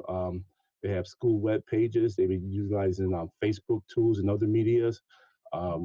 We've been looking at our English AP students, our FAFSA support for families and students. We also talked about our Gates scholarship opportunities and our Gates fund that we received to help with this process. We look at an increase in advanced placement in courses, P-TECH. We talked about our college partnerships with our SUNY schools, and also schools that's out of state. Now Say Yes actually offer scholarships for out of state schools. We have partnerships with our private, about 100 private schools across the country, and also some HSBUs. So we're really geared up this year, for our students, and I believe all the things they put together works very well during this time of COVID, how we can, get our kids aspiring into a college. We look at, we also talked about 11th and 12th grade, but we know that our college preparation starts in pre-K. So all our teachers, are gearing towards education, starting in kindergarten and pre-K, and we looked at our activities and working with our counselors. So there's a slew of things I can go through, but just a couple other things I would state towards this was our college scholarships. We had, like I said, we have over 100 private institutions. We also have our seniors must be enrolled in our BPS and for a charter to apply for this for at least 4 years, from 9th to 12th year. And also, we have our counselors working with our kids on a one-on-one basis. So it's not one counselor working with a group, but we also have counselors set aside to work with the individual students so they can handle this preparation for college. Just to go, we talk about our TAP and completion project, and we also talked about the Accelerator New York State plan, but which is superseded by Say Yes to Buffalo. It's very important that the parents also work with their students, which I work with my son, and our family worked with our son about his college preparation and things that he wanted to do. And one of the greatest things that we heard was University of Buffalo. It's a guaranteed enrollment. Fill out the application. They can help you with the finances and monies, and we can move forward. So please reach out to your guidance department, reach out to your principals, talk to your children about the scholarship and the financial aid and supports, and work, continue working. And I think that everybody to find a satisfying program here with the Buffalo Public Schools. Thank you. Thank you, Mr. Hurd. Next up is Dr. Kathy Evans Brown. Okay, you have to excuse me. My grandson is here today. Okay, so December 9th, the achievement report. There were 4 areas that we addressed at that work session. The first one was the Jesse Ketchum School Choice Resolution. This was a resolution introduced by Lou Pertucci, co-sponsored by Sharon Belton Cotman, and endorsed so far by board members myself, Kusi, and Paulette Woods. So it was a brief discussion that ensued with verbal support of board member Dr. Andrew Thier indicated some work that still needed to be done to tweak areas of the resolution. Also, Dr. Cash committed to the resolution, thought it was a good idea, and to have his team work on the logistics. So there's some areas that need to still be tweaked. So we're looking at, awardees of the Jesse Ketchum School Choice to have an opportunity if they're interested in attending City Honors. So realistically, this could happen during the 21-22 school year. So it is the intention of the superintendent's cabinet to review this and hash it out. So it's going to stay with the student achievement area until we move that forward. Secondly, Dr. Cassandra Wright presented a summary of the first quarter report. It was very robust. She started out with talking about how great schools are defined in three main areas: great leadership, great teaching, and great community support. She presented a slide presentation, included the remote learning model that we have in place for our students. She provided some data, and correct me if I'm wrong, but I believe she indicated that 80 to 85% of our students are signing in there every day. I also heard some data about seniors that Mr. Hurd talked about. We have about 75% of our seniors on track to graduate. And the district will be working with the 25% who are not at this time, but they will be putting some interventions in place to ensure that that happens. And then the third area was the emancipation curriculum infusion that was presented by Dr. Fatima Morel. And that is a curriculum that raises marginalized voices in our community among our children, African Americans, Indigenous, Latinx, and American Indians. And then there's lessons that will be infused that correlate with the English, math. So that was very robust and interesting. You could go on the website if you want more detail about the emancipation curriculum. And it's new to people, so folks gonna say, what's the point? They don't understand it, but understand that our people, particularly kids in this district, need to look like them and understand that they too are in the books and they should not be eliminated. So I think it's going to be a good thing, and other districts are looking to adopt what we're doing. And then lastly, district's reopening plan was chaired by Dr. Cash and Dr. Darren Brown Hall, along with Dr. Dennis Quo. He is our as medical director. He's also a chief medical director and chief of the Division of Developmental Pediatrics at UBMD, Pediatrics. So he was the one that noted, and this is science, you have to follow the science. We all want our kids in school, definitely, but the science priority. To quote with us for some time and answer questions and provided data indicated is too much community spread of this virus. I learned today that one of my girlfriend's grandmothers died of COVID. Hitting home, and this is real.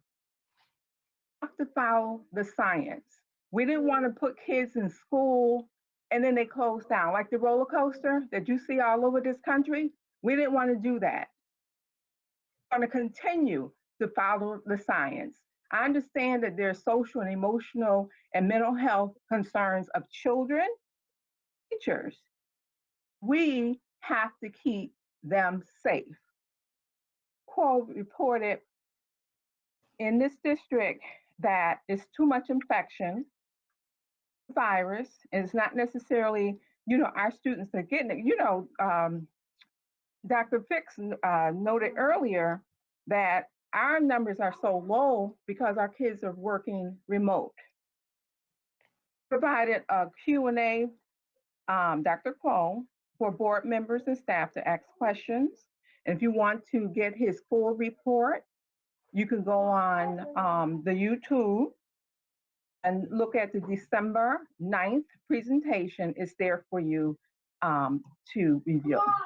So that's all I have. No, lastly, I did attend the Parent Congress meeting facilitated by Dr. Ramona Reynolds. That was very robust. And some of this information was also shared with the Parent Congress. They're coming along, very organized. They have a focus. They want to, look at, reopening and have somebody come in, Mr. Hurd, to talk about some interventions that they can help out with that 25% of students who are not on core right now to pass. So it was an interesting meeting, and I'm going to continue to be the board liaison for that group because I'm expecting big things to happen to involve our parents, in these conversations. So that's all I have. Thank you, Vice President. Next, we have up Dr. Ann Revere. Thank you. Thank you very much. I would like to report on 2 CPAC meetings because I neglected to report out the November meeting. So I'll start with the November meeting. Just as a reminder, CPAC is the Special Education Parent Advisory Committee, and I've been long attached to them, very proud of them. For their November 16th meeting, they worked on structures, routines, and supports for parents and caregivers of students with disabilities offered through Parent Network, as well as the series of workshops of positive solutions for parents geared towards BPS families, as well as preschooler families, to deal with some of the challenges of being virtual, some of the behavioral and other mental health challenges that can come with frustration as students are working in a different environment. They also covered Say Yes Health Homes, mental health clinics, and youth and peer support. On the December 14th meeting, they gave a variety of updates from the Special Education Department, which includes the status of initial meetings for IEPs, as well as ongoing CSE meetings, as well as some of the logistics and some of the details involved that would be involved when we move even closer towards reopening. There were some really good suggestions given at this meeting by CPAC members, particularly Ms. Ferguson, who pointed out that layers of support and intervention for our students with disabilities and their families and caregivers would be a really good addition to any kind of plans. She pointed out that schools, virtual centers, and daycare should be considered. Assistant Superintendent Holscher also agreed that that's a part of the plan, but that she would look at deepening those areas. There was discussion about surveying parents again, particularly parents and caregivers, families and caregivers of students with special needs regarding reopening and the kinds of supports they need. And there was some good discussion, some robust discussion about the consistency of surveying as well as the feasibility of that surveying. And there were updates regarding the special education strategic plan and the focus, the strong focus of increasing student voices, that there will be continued meetings with state ed and looking at the feasibility of student-led IEP meetings, because what that would do, it would give even more voice for our students with disabilities increase their participation in their own education. And as a parent of a student with a disability who graduated from Buffalo Public Schools, I heartily support that direction. It would make a huge difference.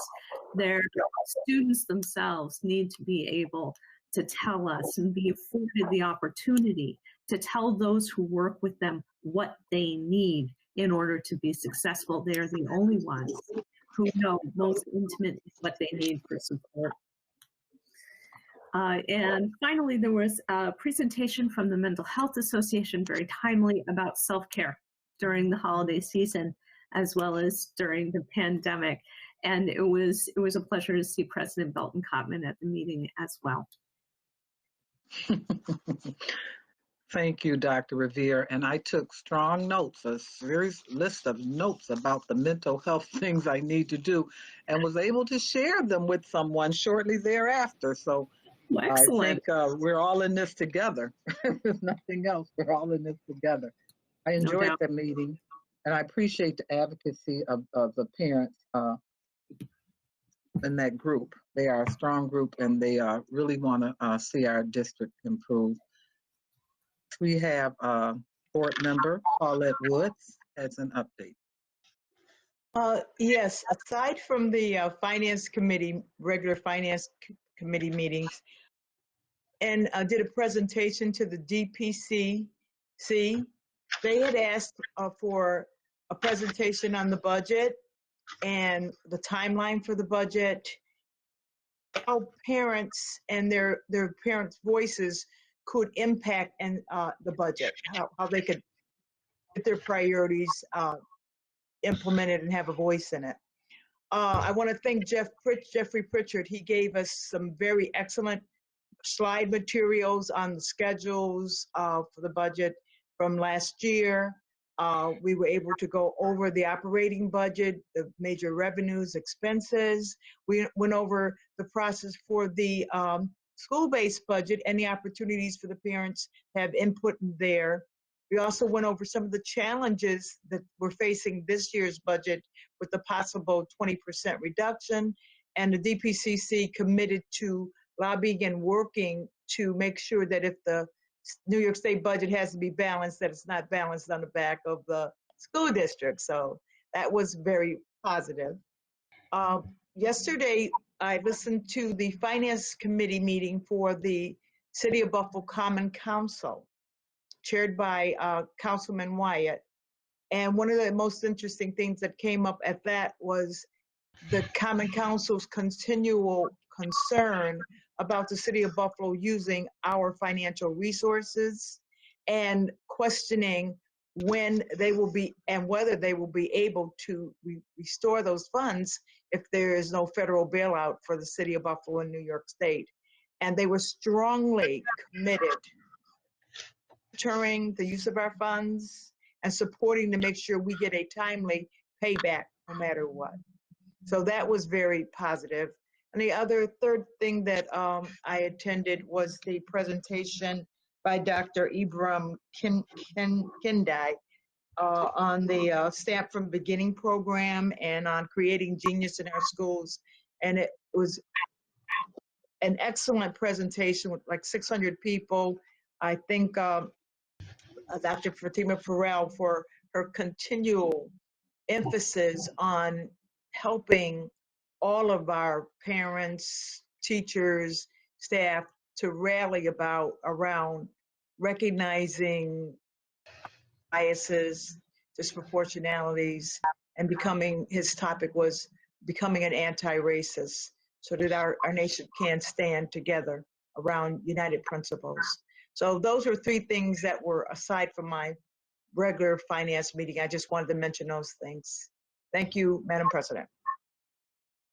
I'm sorry, Mr. Petrucci, did I reach out to Lou? Did I overspeak? My apologies. Thank you, Sharon. No, I appreciate it. It's actually, Board Member Woods is a good segue to one of the two things I need to discuss tonight, or would like to discuss tonight. On December 2nd, we had Executive Affairs Committee meeting. I don't know if most people in attendance realize, but there are 3 ways in which you become a charter school in the city of Buffalo. One is through the Board of Regents. The other is through SUNY. And we actually have 2 schools that the Buffalo Board of Education, they are chartered by us. There are 2, which is Enterprise Charter School and Westminster Charter School. Now, myself, Board President Belton Kopman, Dr. Kathy Evans-Brown, and Board Member Scott attended a meeting with Acting New York State Commissioner of Education Rosa regarding charter schools, and these 2 schools came up as a topic of concern.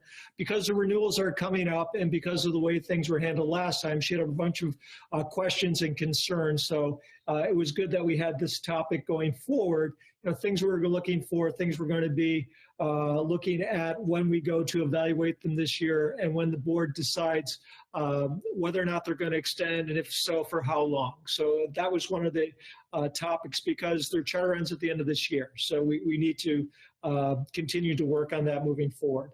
The next was that I know that the Revenue Ad Hoc Committee, I've been reaching out to Comptroller Williams' Chief of Staff, trying to finalize a date for us to meet with them. What they are proposing is that we have 2 meetings. The first meeting would be with the Ad Hoc Committee to kind of go over the topics that we had previously discussed, you know, process, notification, reimbursement, and the interest-bearing account. And then if there's anything else, they would ask that you'd give it to me and we'll present it to them prior to the first meeting.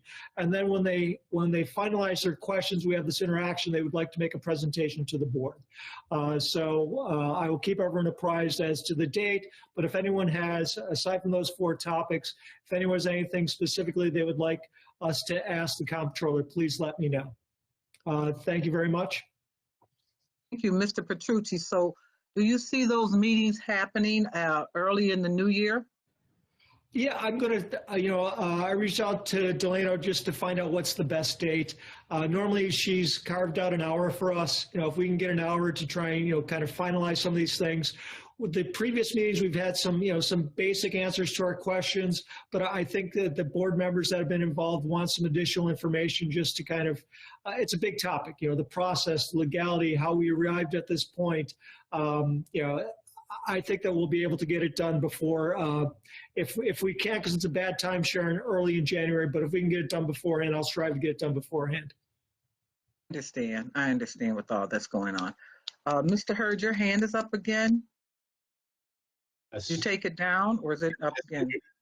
I just want to go ahead and report out about the Athletic Ad Hoc Committee meeting yesterday. On December 14th, we had an Athletic Ad Hoc Committee meeting in which we invited the Buffalo Public School Athletic Department and also representatives from the Buffalo Public School Swim Dive Program, which basically were allocated towards our high school swim and dive program. The members of the Athletic Ad Hoc Committee is Lou Petrucci. He co-chairs along with Jennifer McCosey as board members, and Sharon Belton Kopman as the president, and myself as chairman. Also invited, who showed up yesterday, was Cecily Owens from the Buffalo Public Schools. She's the BPS Assistant Superintendent for Physical Education and Health Education and Athletics. And Michael House is the Acting Athletic Director. We invited the parent swim coaches and representatives of the BPS Swim Dive Program. We also had a member from the Section 6 come and also spoke, at our meeting. The meeting was about the future of our swim dive program and what we have to do moving forward. And some of the things that Michael House spoke about was the future of it and be in alignment with the Section 6 and also with Title IX. These are very pressing issues because what we're talking about is access and opportunity for all students. And as we move forward, this is a perfect opportunity to plan to move forward and to talk about sports, and not just a swim and dive program, but all sports, so that we all be in alignment with the Section 6 and also the Title IX. There was a slew of questions from the community, a lot of concerns, but our answers was based upon equality and how do we move forward. And So as we talking about equality, we were thinking education, and so some of the answers were having a swim program for each high school, 12 different schools that's represented here in the Buffalo Public Schools, and that's how we stay not that we don't be in violation with the Title IX here in New York State. There are also state and federal issues that we're dealing with. So we wanted to make sure that equality and rethinking education affords for all children, for every student that's represented here within our district. Not to go too much into detail, we talked about the parent involvement. And moving forward, we're going to need parent involvement. We talked about having a robust plan that we put together along with the parents so we can work together about getting our alumni groups together to help support our programs in high school and our swim, not only but the swim dive program, but also all sports programs in Buffalo. We also talked about participation, about enrollment, about recruiting, moving forward as a district and building our sports programs and athletic programs. We had a couple of Buffalo Public School students who spoke very brilliantly. They were very persuasive in their talk and their messaging about protecting the program that currently exists, and we see them as one big family. Our swim dive program is a family, and we know that they compete statewide and won many state titles. And but as they're moving forward, and some of the things that all the things that we talked about moving forward was possibly putting together a survey so that we can see what programs kids want to participate in, what can we what should we work on first, and also how this will adapt to our proposed modified sports program that we're working on also. So these are just some of the things that happened yesterday during our committee meeting. We had a numerous amount of participation at this meeting. And our board president spoke at the meeting also. And I believe that the athletic department is reaching towards our goals for equality for all children, making sure all children are treated the same and that they have the same opportunities, and as we compete against our suburban districts. So thank you so much. And any questions, please don't feel free to reach out to the Athletic Ad Hoc Committee as we move forward. Thank you again. So thank you, Mr. Hurd. What I'd like to share with the board in regards to that swimming ad hoc committee is that there's a lot of work that still needs to be done in that area. We have young folks who have who have achieved a high level of performance in that group and who are concerned that they will not have the same equity opportunity to continue to grow. Clear to say that equity is about meeting every child where the children are and to move them to the next level. And that takes nothing away from any other child. Okay, so we need to have some serious conversation.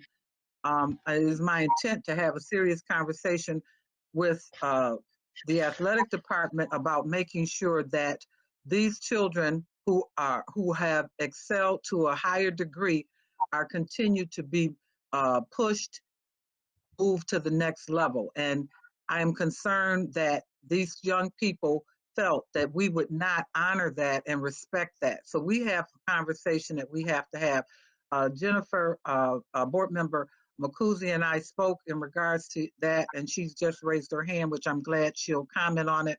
But I feel that equity can be used in a lot of respects, but it cannot be used to minimize progress that children have achieved. And we have to continue to have to move children to the next level. And I want to make sure that, as with all teams, that you have premier players on a team. Everyone doesn't get to play for the Buffalo Bills or the Sabres every game. However, they're on the bench, they're there, they're waiting to take their turn. You do have a premier squad. And if these children are at the level that they deserve to be identified and promoted, then we need to make sure that they're encouraged and moved to the next level. Makuzi, would you like to comment on that, please? Or comment on that subject? Thank you, President Cotman. Yes, I would. I'm also feeling that this needs more attention. It's true, President Cotman and I discussed a little further after the conversation, because equity has been used almost as a term to and it's not. It just needs to be communicated better what the real hurdles are here. So we don't have to get into major detail, but we do need the community to know that we did hear you.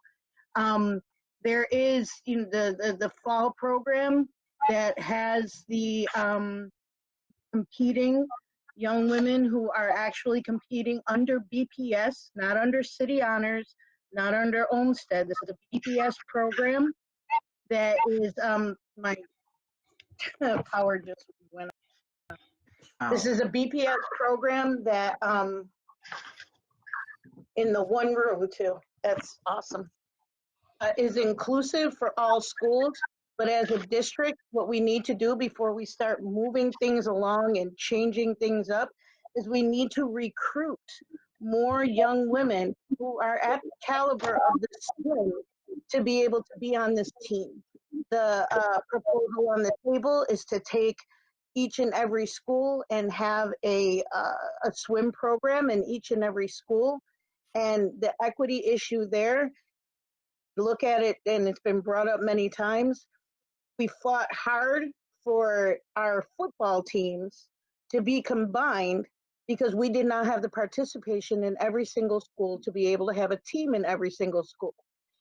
Able to do that for the boys and for football, which is majorly resourced, we need to be able to do this for our female swimmers. And then the programs that are in place currently, the winter program, hold on one second, baby.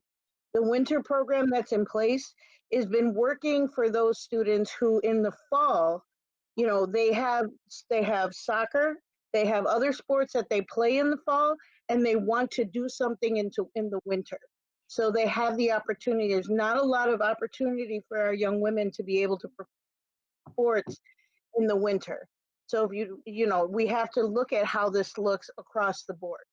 We'd have to hire new coaches for 10 different schools if we were able to do this, but we need to be able to build up, as President Kottman said, we need to be able to build up the base of swimmers necessary to be able to compete at that level with 10 teams, if that's the proposal on the table, and with having, participation in each school. So there's a whole lot that we need to consider as a district. The equity issue is something that if we're going to say it, we need to really address it. And I, for one, don't want to just make a quick recommendation and push this along. If we can make this a model for how we work with our other sports, then this is going to be amazing as we move forward. So there's no argument here, but we have to dig into this issue way more than just this one meeting we had yesterday. Thank you. Okay, so I think I see one more hand. Mr. Hurd, really, for real, we really need to move forward. So can you wrap it up, because we're getting into thank you. You have your mic off. Put your mic on. Please put your mic on, Mr. Hurd. We can't hear you. Okay, can you hear me now? Yes, we can hear you now. Okay, thank you. I was muted by the moderator. I would just like to say that that I'm confident that this athletic department here at the Buffalo Public Schools is working towards equity, for all children. It's a new athletic department, and they looked into the things that was done in the past and how they were done and what's needed to be changed for the future. And I'm very confident that the decisions that are being made by Cecily Owens and Mike House are very good decisions. That's moving towards all children and not to leave it out. And one of the things that we're talking about is the combined team, the swim team, the combined team, which has been competing for state titles, first or second place over the last number of years. And they are a family, and no one wants to break that family up, and no one wants to put an idea that they're going to be separated. But as we look at equality also for all of our schools, they look and see how can they put a swim program in each and every building for each and every school. And then we have to work together along with the parents and the superintendent and the district and the community working together to figure out how can we build our swim program, how can we recruit players, how can we work with summer programs and coaches and mentors and counselors to help build our school programs and get kids interested into swimming. Now, one of the conflicts that Ms. McCosey was talking about was that our girls swim program will also fall at the same time as our girls volleyball program. So it's a decision they have to make, or decision whether it's going to be volleyball or swim or basketball. So it's many different obstacles, and we know that the boys and girls swim at different times because of the usage of the swim pools. So it's just there's no urgency at this time, but it's the perfect time right now to be aligned so that we can compete against suburban districts on an equal level. And this is a great opportunity for us to examine and look into all our sports programs to see, what's need to be adjusted so that we can be in alignment, with state and federal regulations about equity and within our kids. So this is some of the things that we talked about. Mr. House is very confident when he's speaking. They've been researching this for a long time now, but now it's about bringing those parents and those students to try to get them involved so that they can help build each and every school. And it's going to be tough, but we're going to have to get kids interested in programs and maybe put some information out working with our coaches. It's going to be a coaching hiring process. So I'm going to cut it off there. But as an equity, I think that we're moving forward in the right direction. Thank you. Yes, we're very confident that the staff we have can handle this issue and do it in a fair and equitable way for all students and continue to excel this district. So moving forward, we have the consent agenda. May I have a motion to accept the consent agenda, please? I have Paulette Woods, Mr. Scott second, as well as Jen McCousey. Both hands went up at the same time. Any questions? Board President Cotton, I did email the exception list to all board members and to cabinet. If you don't have it in front of you, I can go through it if you like. If I can bring it up for you, Dr. I'll certainly, you are always there for us, and we need to, if I'm giving out any thank yous late, it is to you for the excellence that you bring to this position. I want to thank you. You have been our go-to guy all year. If you, I have it in front of me, and I want to acknowledge that. And I have it in front of me. See anything? Okay, I have it. Okay, so I have, let's see, question up. Mr. Hurd, you have a question with 11B, best self emotional, social emotional coordinator for PS 89. Your question, please.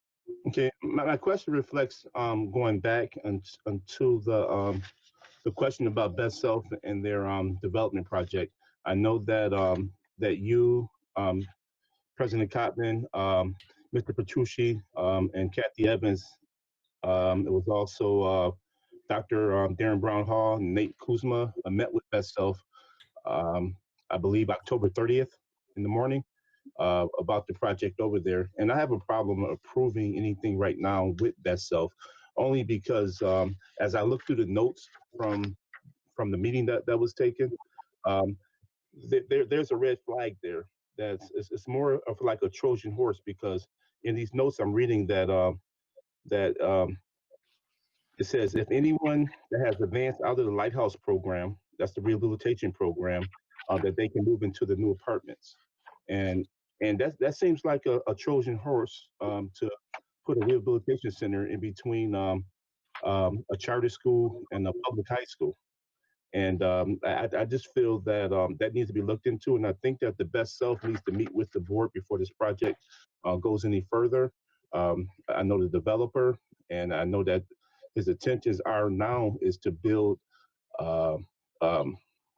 what he stated as homes, and these homes are supposed to be for community homes But as we look at community homes, I'm not quite sure if this project is privately funded.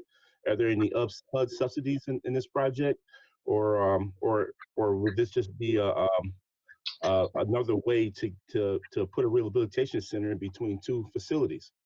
I think that this needs to be reexamined. I think they need to be brought before the board and speak to the board as a whole to find out what the plans are. Because if you're building housings for residents, low-income residents, it seems that this is a direct line for them to put patients for rehabilitation in between these two educational facilities. Kuzman, are you there, Mr. Attorney Kuzman?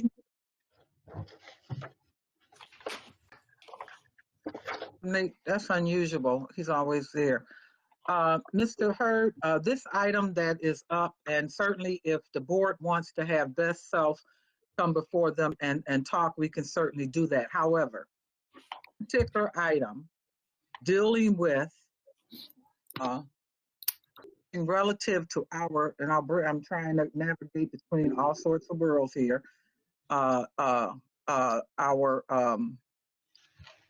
this item here, number 11A. B. Okay, is dealing with best self-emotional, a coordinator at PS school number 89. So, Mr. I can understand that you would want to table this item, but this, because of are you saying you want to table this item because of best self is putting an apartment complex up and you don't feel that we should approve this at this point? Is that what you're trying to make that point? Yes. To? At this point, for more information, because if they were going to put, if a developer was going to put a low-income house residence up, it seems as if that would be one for low-income families. Mr. Hurd. Yes, sir. I'm sorry, board members. I was on the phone trying to speak. I ran upstairs because apparently you couldn't hear me. Whew, catch my breath. Take a second, Mr. Kuzma. Mr. Hurd, you acknowledged last meeting you had rental property in the area and that your rental income may be impacted by this project. Respectfully, you should not be speaking on this issue. And I would let it drop. I never. You should recuse yourself from speaking on it. Okay, I never stated that my rental income would be impacted by this facility. Yes, you did. Yes, you did, sir. And respectfully, sir, you should stop talking about it. That's the best advice I can give you right now. Okay. Thank you, Nate Kuzman. We can revisit this. I do apologize, Mrs. Board Member Cottman. All of the phone numbers were muted because there was so much background and people playing radios and things like that. When we had the speakers on, that mic did mute all the lines. So that's why Nate was not able to, you weren't able to hear him. All right, so I apologize for that. Okay, thank you. We know that we're working and we know that Nate is normally always there for us. So we knew he was somewhere in the vicinity working it out. Thank you. All right, let's go back to, and thank you, Nate, for your sound legal advice. We want to make sure members are protected and in good standing at all times. Thank you. 11, I have Mr. Petrucci, various community-based organizations, pre-K programs revised. All right. Thank you, President Cottman. Just kind of two questions. First would be when this will come back up to be bid, and the second has to do with how they're chosen, because oftentimes when I look at the locations, I see geographic areas that are unserved or underserved, and transportation is always an issue with many of our parents in the district. So I just want to know whether or not geographic location would be a criteria in the next round. I just wonder if someone could speak to that. Absolutely, Mr. Petrucci. So we did get a response from Jessica Seitz, and they are in the process of writing the RFP for the pre-K CBOs for next year. I understand that they did a workshop so that all community-based organizations that are interested, I know that Mrs. Cotman also heavily advertised that. I believe she was there also, so that we can really get all CBOs that are interested in that. The new RFP, I believe, will be released in February, if I'm not mistaken. And no, geographic location is not considered in the RFP. We go by the rubric utilizing what's best, what's in the best interest of kids as far as the delivery of the pre-K services.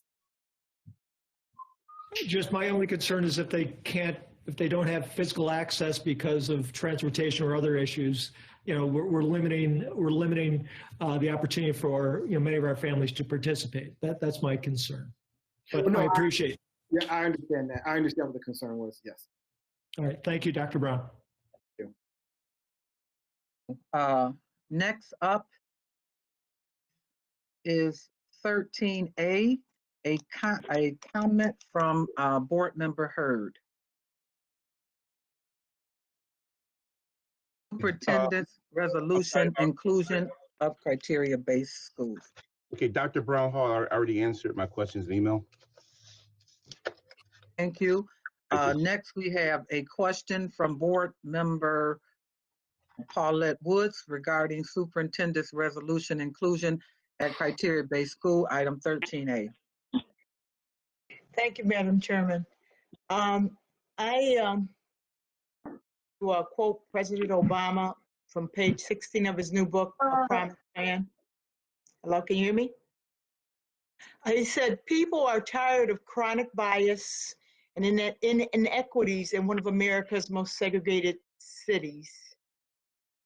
I wanted to raise my voice for change. People hope that Buffalo Public Schools can be better and serve all of the children of the city of Buffalo.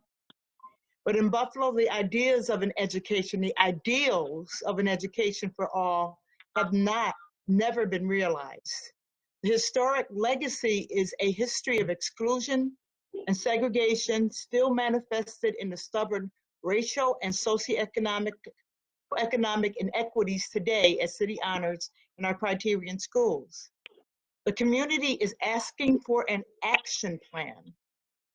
Time is now for meaningful action rather than flowery statements of idealistic principles.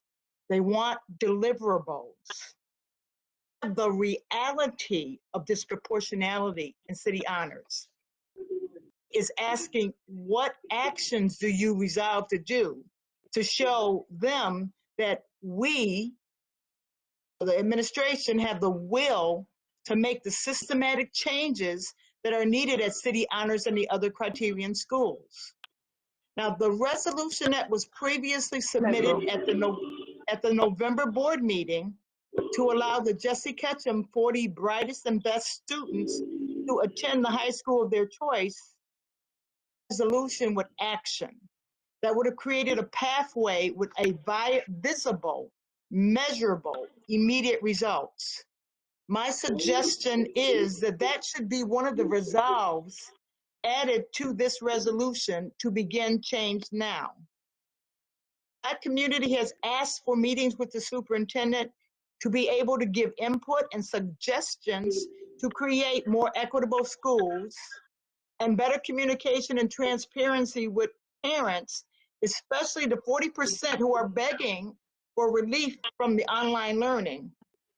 I just wanted to say, Dr. Cash, this resolution will not placate the demand for results, change, and meaningful input into change that the 83% Black and Brown parents of this district have been requesting since 2002 when that VI evaluation group was hired.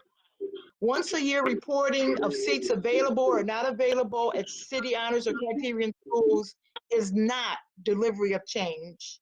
So my plea to you is please add an action plan to this resolution and specifically add a Ketchum pathway, which is meaningful, demonstratable, and shows a commitment to the community.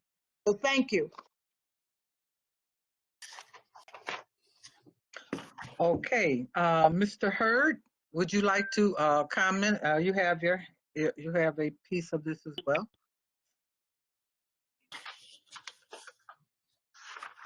No, Madam President, my hand isn't up. Okay. Well, okay, I have you down here as having a comment.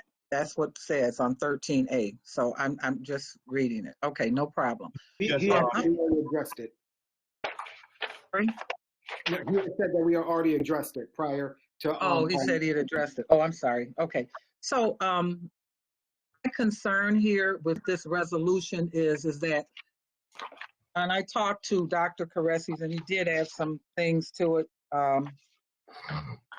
But this resolution is less specific than the Jesse Ketchum resolution.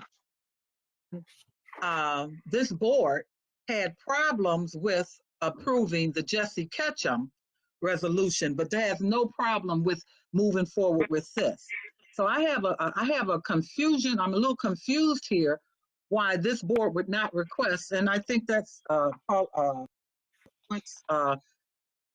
heard what you were saying. I feel you're echoing the sentiments of the community, but I have a concern why Jesse Ketchum would not be included in this resolution, considering it was much more defined than what this resolution says, and it's a clear pathway to get into priority schools or the criteria schools.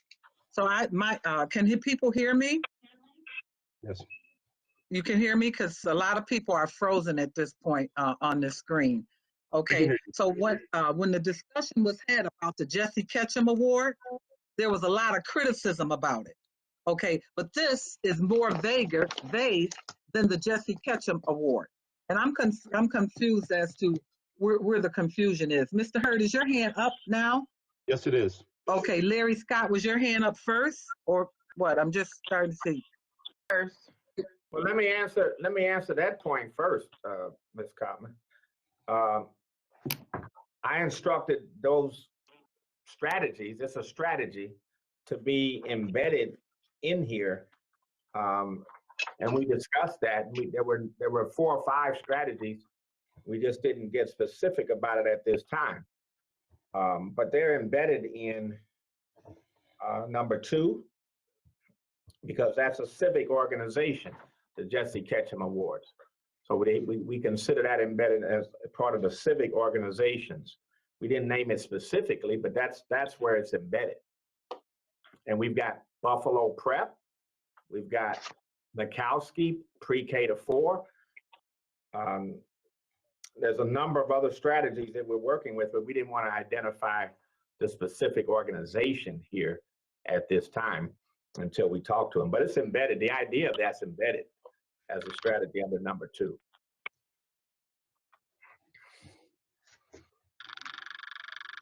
Okay. An idea in a premise is not a deliverable. Okay. All right. So next, next is, I think, Larry Scott, then Terrence Hurd, and then Mr. Trucci. So the characterization of board members or this board being opposed to the Jesse Ketchum resolution is completely false, and it's been stated over and over, and I want to refute that entirely. When that resolution was discussed, certainly people's emotions were running high as a result of another matter, and it was stated, I think by one of the sponsors, it might have been Mr. Petrucci, that the resolution needed work after he talked to staff, that it needed work, and that it had some legalities, flaws with legalities.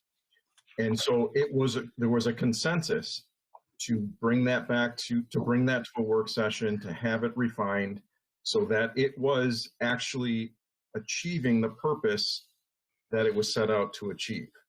There was no outright opposition to the objective of that resolution. And I remain supportive of the intention of that resolution, what it's trying to achieve, and I still think it should be something that we should consider. My opinion in looking at this resolution, it is really keying in on the significant disproportionality in race at city honors that has plagued this district for years. And it is looking at using the criteria that we currently have. We have students, Black students, brown students, students that are economically disadvantaged, ELL students, special ed students that have performed at an equal or higher level than white students. And this is a way to actually allow them access to these schools, because they've proven on using this assessment criteria that they've earned that opportunity to be in those schools. So, you know, I'm just going to read one statement from that resolution so that people know how significant this could be. Yes, it doesn't get into specific detail, but that would be the next step, where after approval of such a resolution, the district will then work on a policy that would put this into action, such as an action plan. So it says, whereas in an independent analysis, the district determined that had a method and set of procedures been implemented during the 2019-2020 school year, in which the district consciously, fairly, and legally considered multiple holistic demographic factors at a sample criteria-based school, the admission rates for underrepresented students would have increased from 26% to 52% of a matriculating class, all without a lower scoring applicant earning an available seat over a higher scoring applicant on the competitive academic criteria. So to me, this is really, for the first time, deeply getting at the root of the issue that has plagued this disproportionality in our criterion-based schools, in particular city honors. Thank you. Thank you, Board Member Scott. Next, we have Board Member Hurd, then Board Member Lou Petrucci, then Board Member Rivera. Thank you, President Bill and Cotman. Does it need to be put to the to a vote, or to the so that this resolution actually can be read, so that people understand what the resolution is? And my second question is on paragraph 8, where it says, whereas an independent analysis, wasn't there an attachment with the resolution? What was it sent with an attachment about the independent analysis? It was not. The attachment's on the agenda.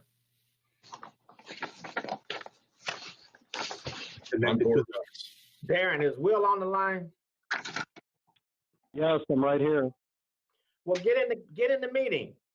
Yes, the attachment is in board docs that is cited in that section. Thank you. And it was sent out into the emails, I believe, of every board member as well. Right. We had about 200 emails about different issues, and I didn't get a chance this evening to get to it. I thought it was going to be sent out yesterday. But, are you asking? Excuse me, Terrence. Are you asking about the attachment of this resolution, or are you asking about this independent analysis that they're making reference to? Because I do not believe the independent analysis is attached anywhere in any of the resolutions. It's on board docs. Open up board docs. You can see the attachment there. And it's in board docs, and I also emailed it to the board. It's in both places. Okay. Mr. Hurd? I just taking the opportunity to read the independent analysis. Okay, thank you. All right, Mr. Petrucci? Thank you. As you know, the initial sponsor of the resolution, the purpose and the intent is to address many of the inequities that we see in our criterion-based schools, to go and to find a pathway or a method that people could understand, but also one that was legally defensible. So instead of basing it upon race or sibling preference or whatever it may be, that we based it upon academic achievement. Imagine that, a school district awarding someone admission to a school based upon academic achievement.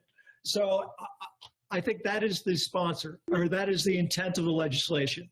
To what we did discover that, you know, we did go through, we read it, but by using Jessup Ketchum as a benchmark, children entering the 5th grade in many of our criterion schools starting 5th grade, we wouldn't be able to capture those students.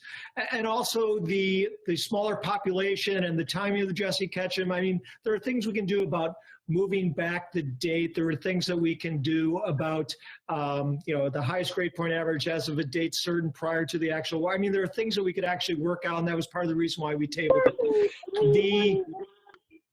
Again, the purpose and the intent, I think that where the superintendent's resolution, which is very well written, very well researched, what gets kind of lost in the soup is those pathways that people are looking for going forward. You know, at what juncture, at what point will we be making those decisions so that parents and educators and students all know that, hey, at this point, if I want to go to, you know, performing arts, or at this point I want to go to Olmsted, wherever the school may be, that they know what they need to do to get in if they're going to go through this academic achievement pathway. And I think that's what's kind of missing. It's something we can build out, but it's not something that's specifically addressed in the resolution. And those were the comments that I heard today when I was speaking to my fellow board members.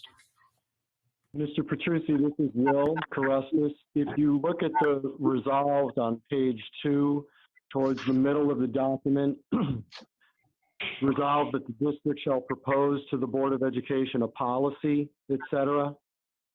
The purpose of this resolution tonight is to lay the foundation for a very specific policy that answers any question you could contemplate about this work. So I guess I want to be clear, because when I talked with all of you in preparation for this resolution being introduced tonight, that's exactly what I said, that this is not the end of the work. This is the beginning of the work. And what comes next with your approval tonight is the ability for the district to propose a policy in which all of this would be outlined. And as that paragraph says, to do it consciously, to do it fairly, and to do it legally. It's a two-step process. It's not all going to happen tonight, but this foundation is extremely important. And to embrace it tonight, all of you, is extremely important. Okay, thank you, Dr. K. Next, we have Board Member Revere. Thank you. I'd like to point out that when combating systemic inequity, we need multiple initiatives aimed at systemic change. So when we have things this embedded, when we have inequity this embedded, we need multiple initiatives. So I don't believe that one resolution necessarily cancels out another, because my understanding is resolutions direct school districts to create policies so that that change is embedded, it's real, it's systemic, and it moves forward. I also wanted to reiterate that I do support the idea of a pathway of school choice for high achieving students. And today I worked on drafting some revisions to the Jessup Ketchum Award so we could consider it. I didn't submit it beforehand because the direction was to place it in committee. So I'd like to follow the directions of the board. I didn't get it done before the meeting. So I worked on it right before the meeting. And the idea is to create a resolution that will complement this resolution, to create the kind of systemic change in the action steps that are needed, and to create pathways, multiple pathways to ensure equity and access. Where my thinking is with this is that we start with what we passed in terms of our equity resolution, and then multiple initiatives come out from that equity resolution. And that commitment to access, to equity, to quality, to opportunity, recognizing our academically proficient students, but also allowing multiple pathways for students who maybe historically have been disregarded, who historically haven't been accounted for. And there are multiple places where that's true. We need equity for all of our students because diversity allows everybody to succeed more.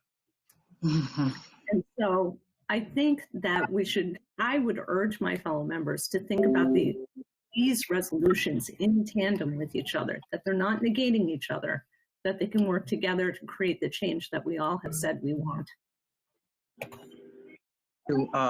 Dr. Kathy Evans Brown. Yes, I concur with Dr. Rivera because I was not under the impression that the Jesse Ketchum school choice resolution was being canceled. And I hope that that's not the case. So it's important, as Lou mentioned earlier, to recognize these high achieving students every year. And we knew that the resolution was not perfectly written, but we also knew that we ran it through our attorney, and that's why it was proposed. We also knew that we're not the experts or the gurus here on the board to look at how we're going to make this realized. That was the purpose of presenting it to Dr. Cash and his team so that they could present back to us, once they did the work, solidify this resolution. Right. Thank you. Thank you, Dr. Evans Brown. So let's just be clear here, because I've heard this said more than once. Kuzman reviews every resolution that is put before this board. So no illegal resolutions are put before the board. It does not happen. That's why we have legal there, okay? And I think we're all saying the same thing. My concern is that, and I want to be clear about this, is that one of the reasons why this has not happened at City Honors at this point in time is because there, quote, has not been any pathways.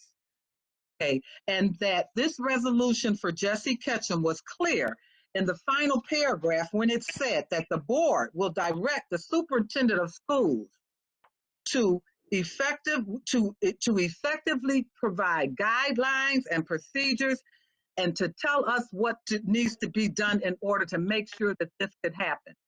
And that's the reason why there was so much dissension at that meeting at that day, because we have never, as a board, taken it upon ourselves to overstep the superintendent in regards to asking when we ask him to do the guidelines and procedures. So this is why we need to make sure that Jesse Ketchum is a part of that. Lou, it was an excellent idea. See that this new resolution has been enhanced. But I wanted to be clear that illegal resolutions are not presented to the Buffalo Board of Education because we have lawyers sure that does not happen. And if Nate Kuzman and our legal staff had not felt that Jesse Ketchum was a pathway for an academic pathway in order to move forward, it would have not, he would have not sanctioned it from the beginning. Just want to be clear with that because that's been said on Facebook, it's been said in numerous things, and we need to be clear that our legal department does not let illegal resolutions come before our board.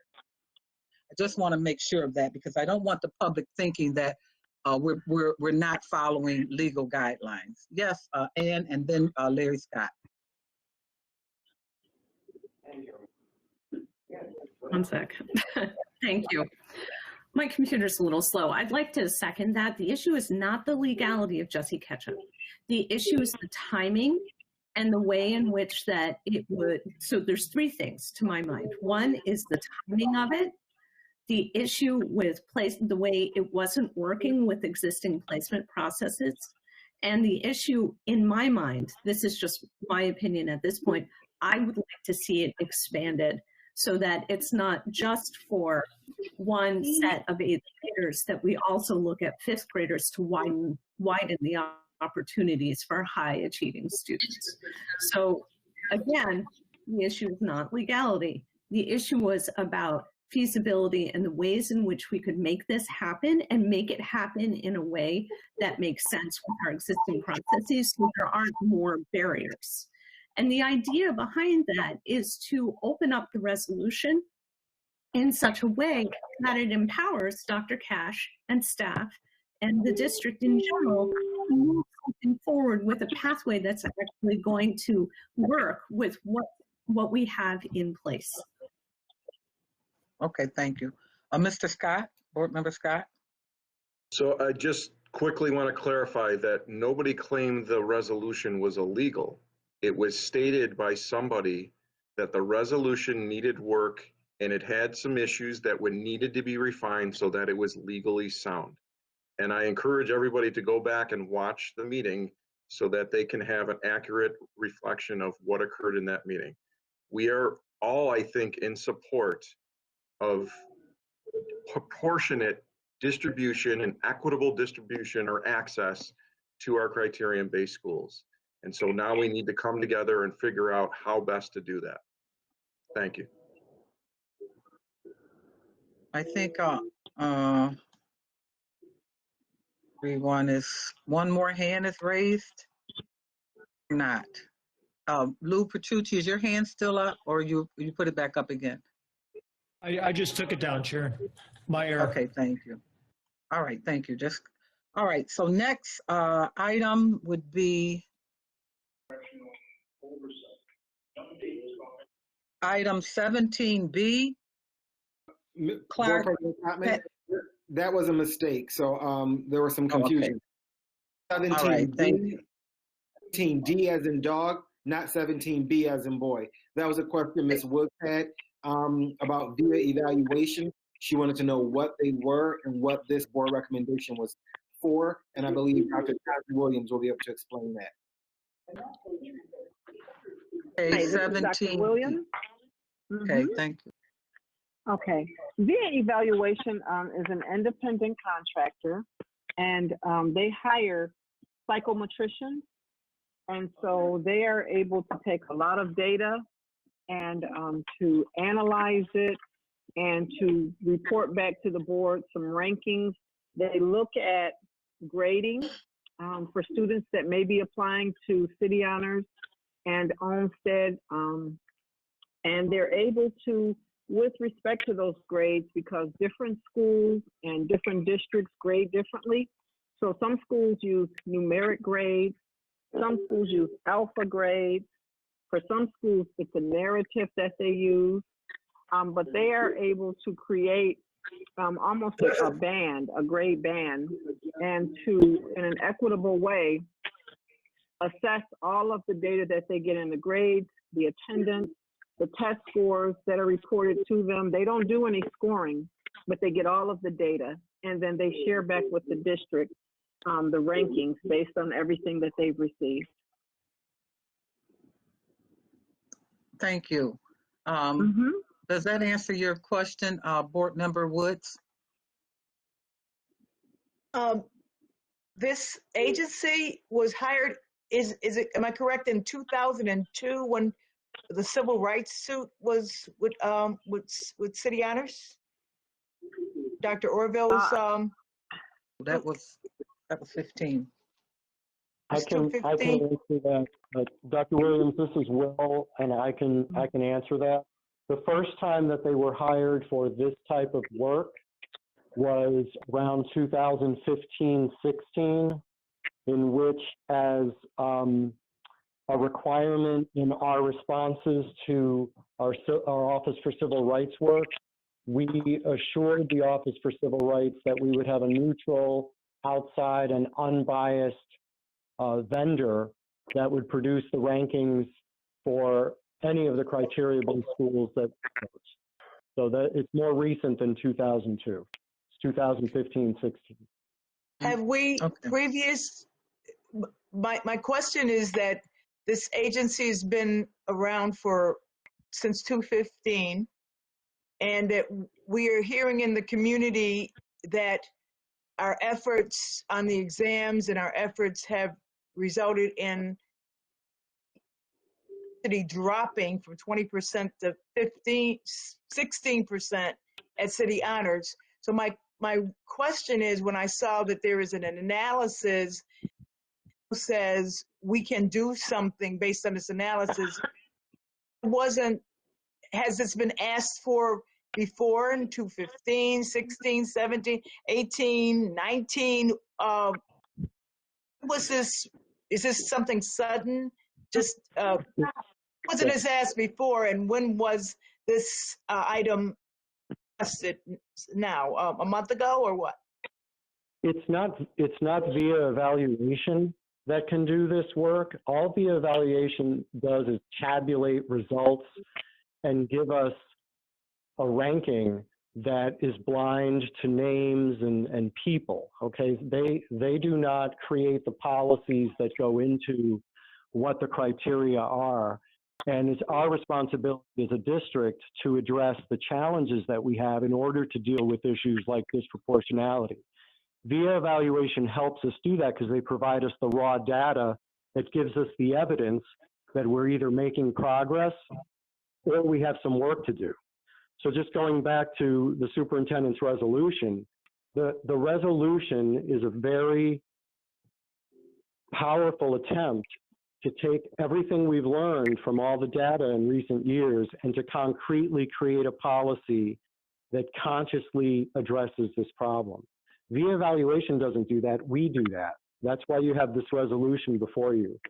But VIA just simply tabulates rankings, and they do it in an unbiased way, in a way that is separate and apart from the district. So that analysis is what is the concrete action part of this resolution?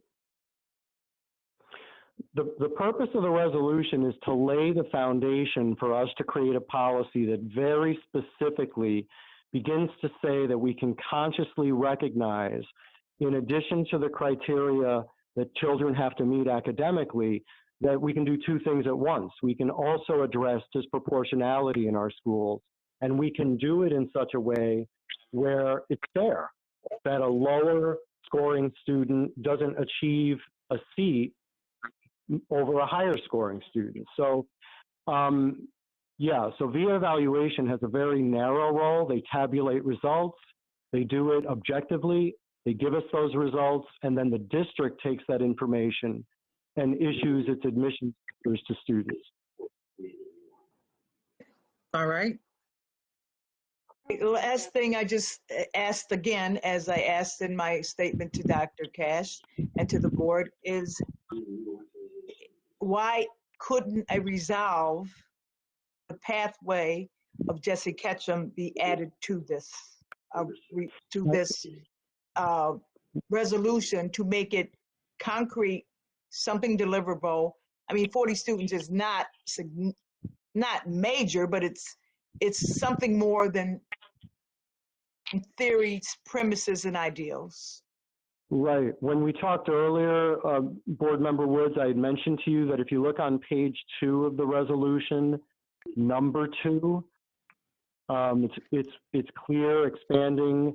One of the goals of this resolution is for us to expand our strategic partnerships with local educational and civic organizations. Dr. Cash, moments ago, just gave you 2 examples of who those entities are. One of the educational partners we have, which is a very strong partner preparing kids for access to our criteria-based schools, is Buffalo Prep. And probably the strongest civic institution is the Jesse Ketchum Award organization. And that's why he specifically wanted that language in there so that we would reference it. The reality is there's some work to do on that resolution. There's really critical details that have to be worked out so that it can be effective. And we're engaged in that work right now as well. So it's in there, but you you know, I'm explaining to you that that's what that language means at number 2. And as I stated that to you before, and maybe I wasn't clear. I wanted you to state it so that the community that's listening hear the interpretation of the civic and educational institutions, and that's because the community is requesting meeting input. He considers educational institutions like the NAACP EXO programs.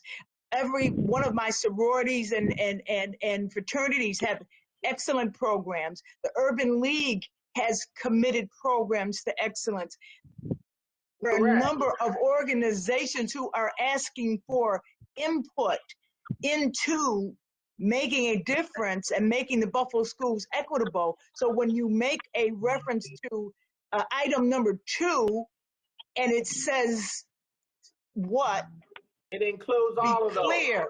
But I wanted to be specific to the groups that are saying, I don't have a voice, you're not transparent, I don't feel involved. And I just want them to understand that's what this things mean. Right, but Board Member Woods, I think you just made the point though that if we began to list the organizations, we would miss some.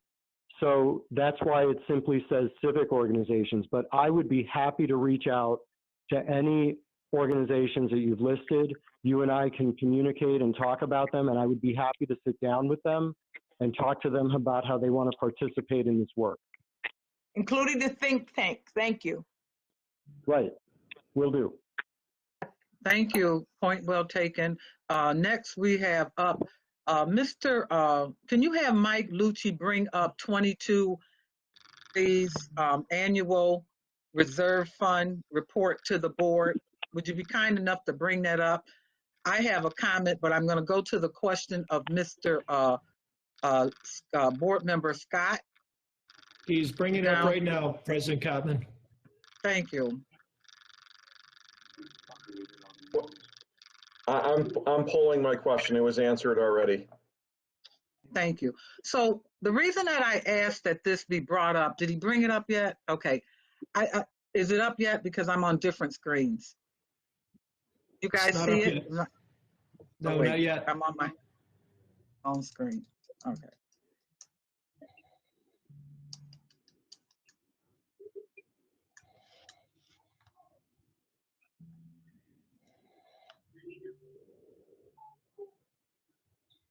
This is worth the point of taking the time during this meeting to at least let the board look at this and understand the significance of what we're talking about here.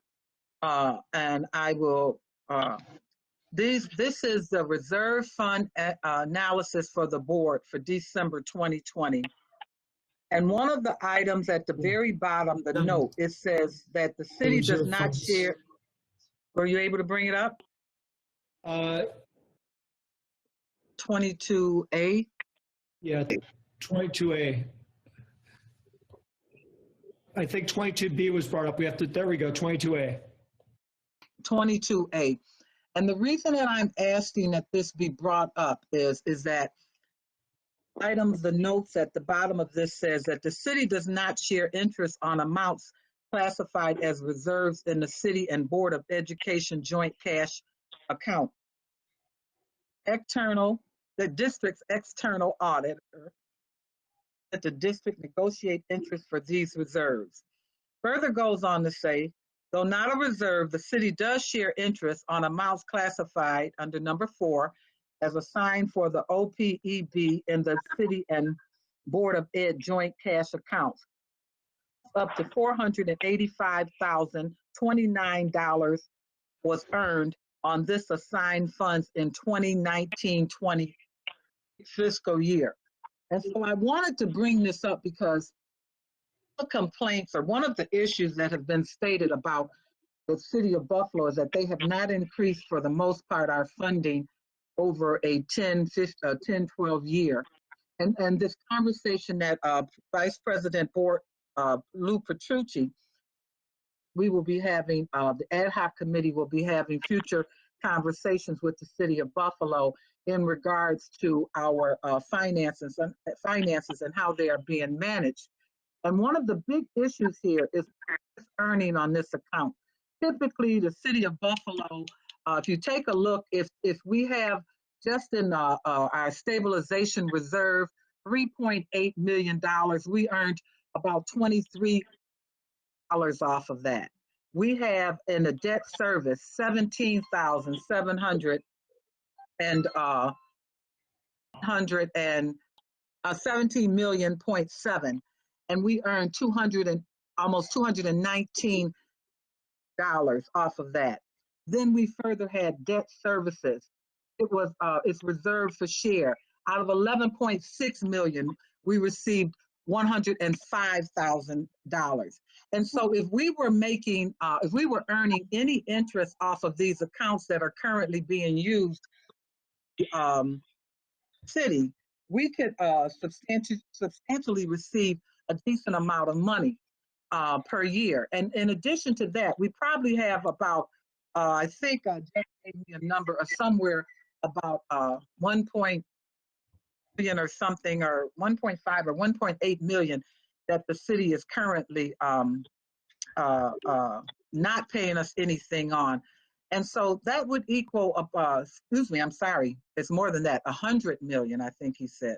It would equal something like we would receive $1 million a year in interest, something like that. And so all I'm trying to do here is make a point that if the city does not want to increase our funding, the least they can do is give us back our interest earnings that we're making, that they're making off of us, so that we can use it to educate our children.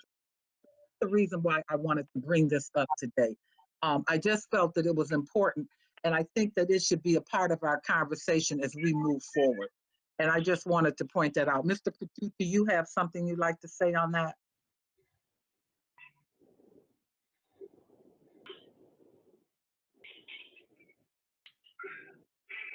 Petrucci? I'm sorry, President Cobbman, my hand was up. It keeps going up. It won't allow me to take my hand down. But thank you for bringing this to our attention. I think that's important for the board to understand how much money. I'm sorry if the numbers are not right, but Jeff is the one who can provide us with that. But you understand what I'm saying here, that it's important that we start receiving our interest earnings, but to be used for our expenses. Wanted to share that, okay? Thank you, I appreciate that.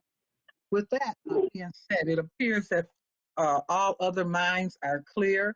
I don't have any other hands raised at this point. What I'd like to do is to move forward with accepting the consent agenda. Attorney Kuzman, can you poll the board and see what their feelings are in regards to this agenda tonight? Yes, Madam President. Can you hear me?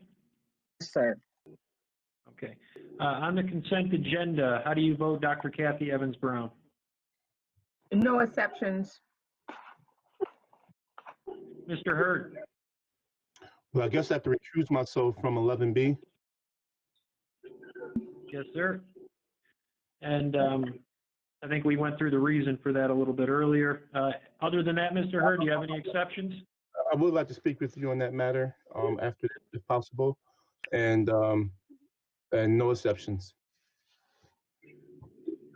Certainly. Okay, thank you. Ms. J? No exceptions. Ms. McCosey? No exceptions. Mr. Petrucci? No exceptions. Dr. Rivera?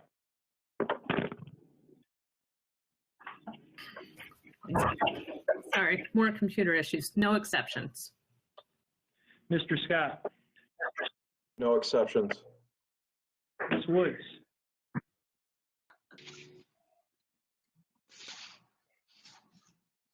Exception on the resolution until Justice Ketchum is passed. Okay, so that's an exception on 13A. Okay, other than that, no exceptions. President Belton-Cottman?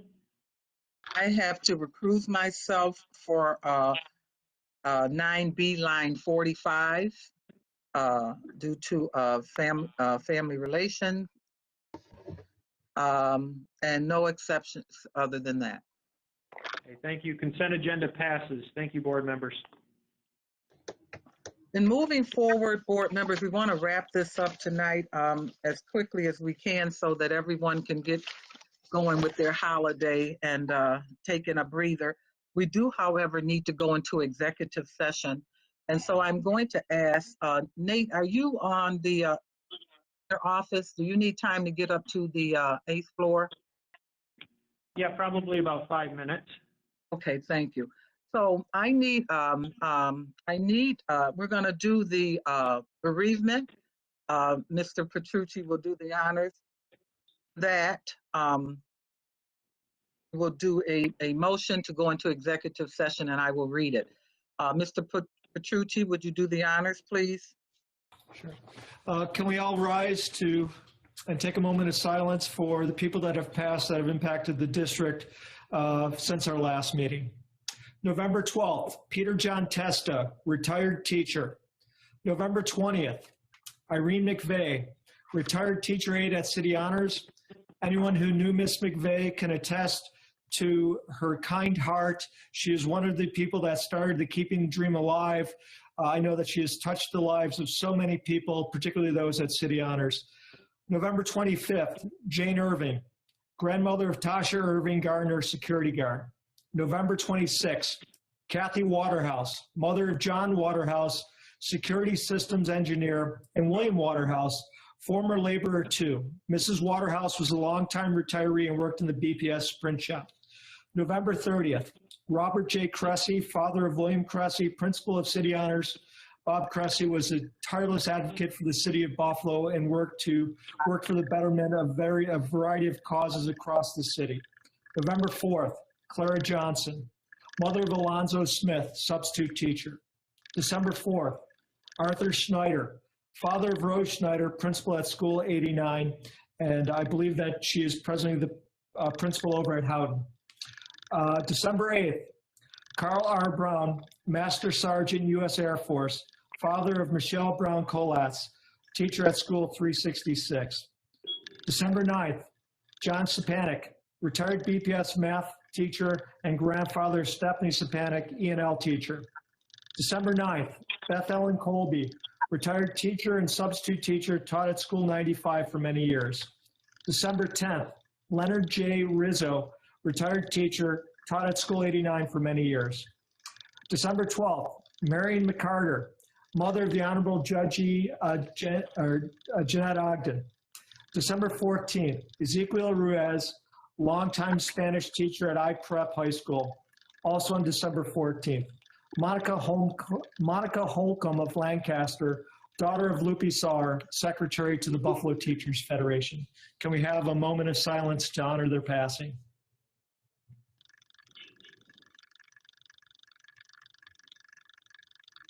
Thank you all very much. Thank you. May I have a motion to go into executive session to discuss the following? One, the potential discipline of a specific district employee, and two, pending litigation invoking FS. I see Board Member Makosi. Can I get a second? Mr. Lou Petrucci, Board Member.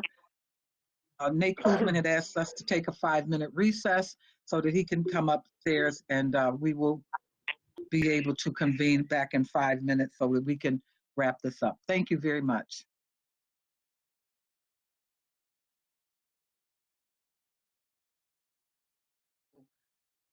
Board went into executive session. We are reconvening.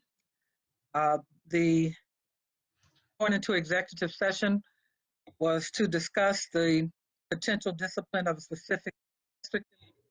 An action was taken. Into that, invoking FS. Conversation, no action was taken. I need a motion at this point. May I have a motion authorizing the district to pay $35,000 to fully settle between the board and the initials SS on behalf of FS. So moved. Paulette Woods, I see Mr. Scott. Thank you. Are there any discussions? A vote? All in favor? Do you need to poll the vote? All in favor? Please raise your hand. Exceptions? No exceptions? No, all hands were up. All right. Is there anything else I need to do in regards to this, Mr. Kuzman? No, thank you, President Koppman. We're all set. Okay with the executive session at this point. If all minds are settled, we can conclude our meeting. May I have a motion to conclude? So moved. Everybody at one time. This is synchronized. I'll take Hope J as well as Jennifer McCuzy. Exceptions? Somebody want to stay? Does somebody want to stay? You want to object? Happy holidays, All in favor, everybody. say aye. Listen, I object 2000. Happy holidays. Holidays. I agree, Terrence. I second, everyone. Terrence.